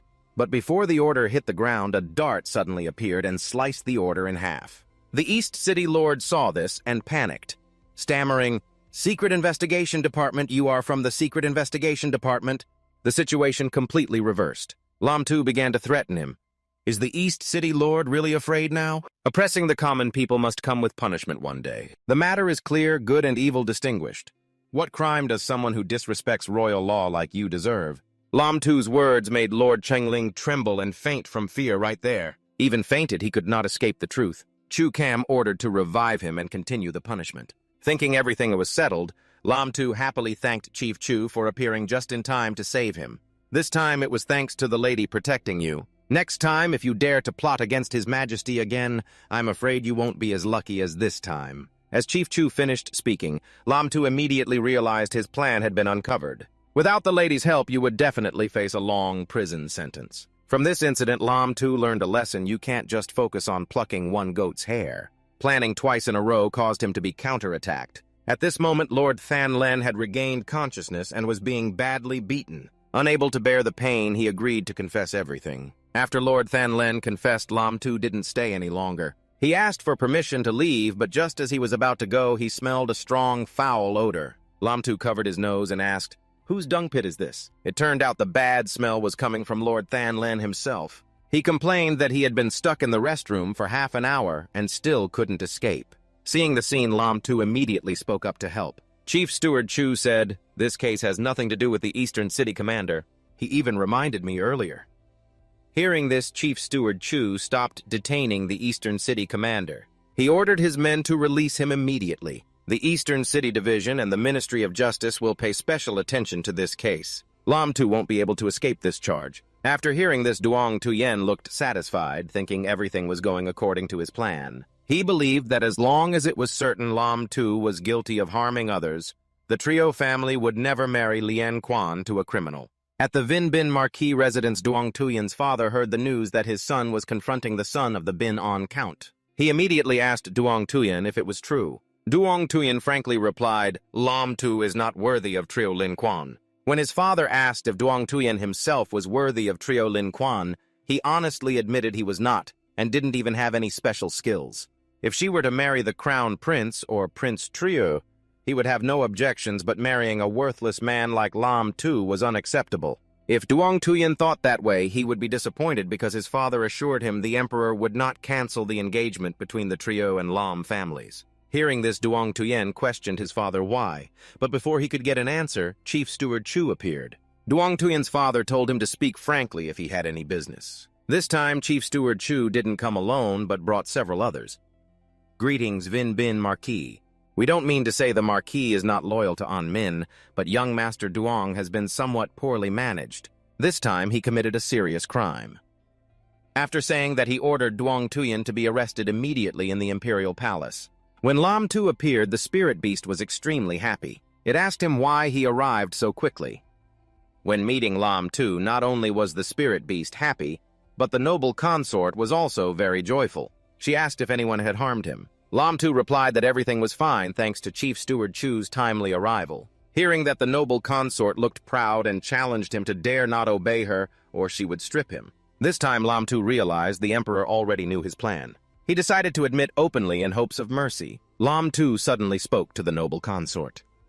"This time your servant came here to apologize to your highness." His unexpected words made the noble consort quite surprised. Seeing that Lam Tu recounted the entire story from beginning to end, his story seemed so fascinating that even the spirit beast fell into a deep sleep. After listening, the noble consort did not blame Lam Tu, but instead continuously criticized Duong Tuyen.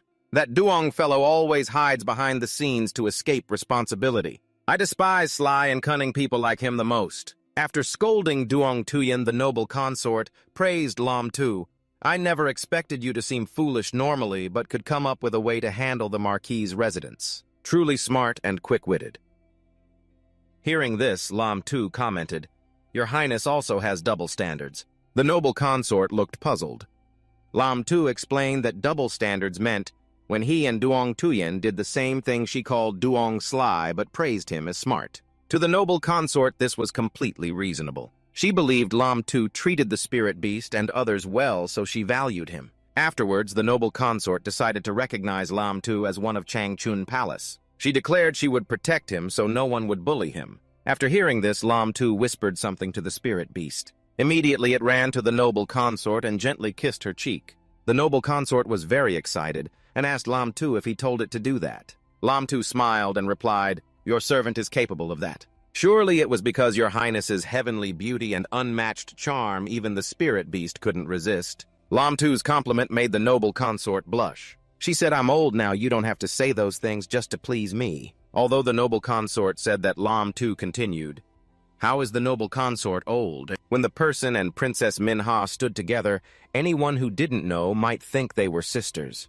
Unfortunately, these words were overheard by Princess Manhwa. She sat in a corner muttering, scolding Lam Tu for being shameless and only good at flattering. Meanwhile, the noble consort was very pleased with Lam Tu's compliments. She laughed and said, "It's not good if this continues, I'll get even more wrinkles." Then the noble consort declared that today was enough. "I will go tell His Majesty to promote you so no one dares to bully my people anymore." The noble consort told Lam Tu to go home and visit the spirit beast when there's time. Just outside the gate, Lam Tu met Princess Manhwa. She loudly scolded him for being shameless and only good at flattering. Lam Tu pretended to be innocent and asked why the princess called her student a flatterer. Manhwa angrily asked back, "What do you mean by saying the noble consort and I, standing together, look like sisters?" Lam Tu honestly replied, "The appearances of the princess and the noble consort do look somewhat similar." Lam Tu's words made Manhwa think because the noble consort and her father are cousins, so saying the two look alike isn't wrong.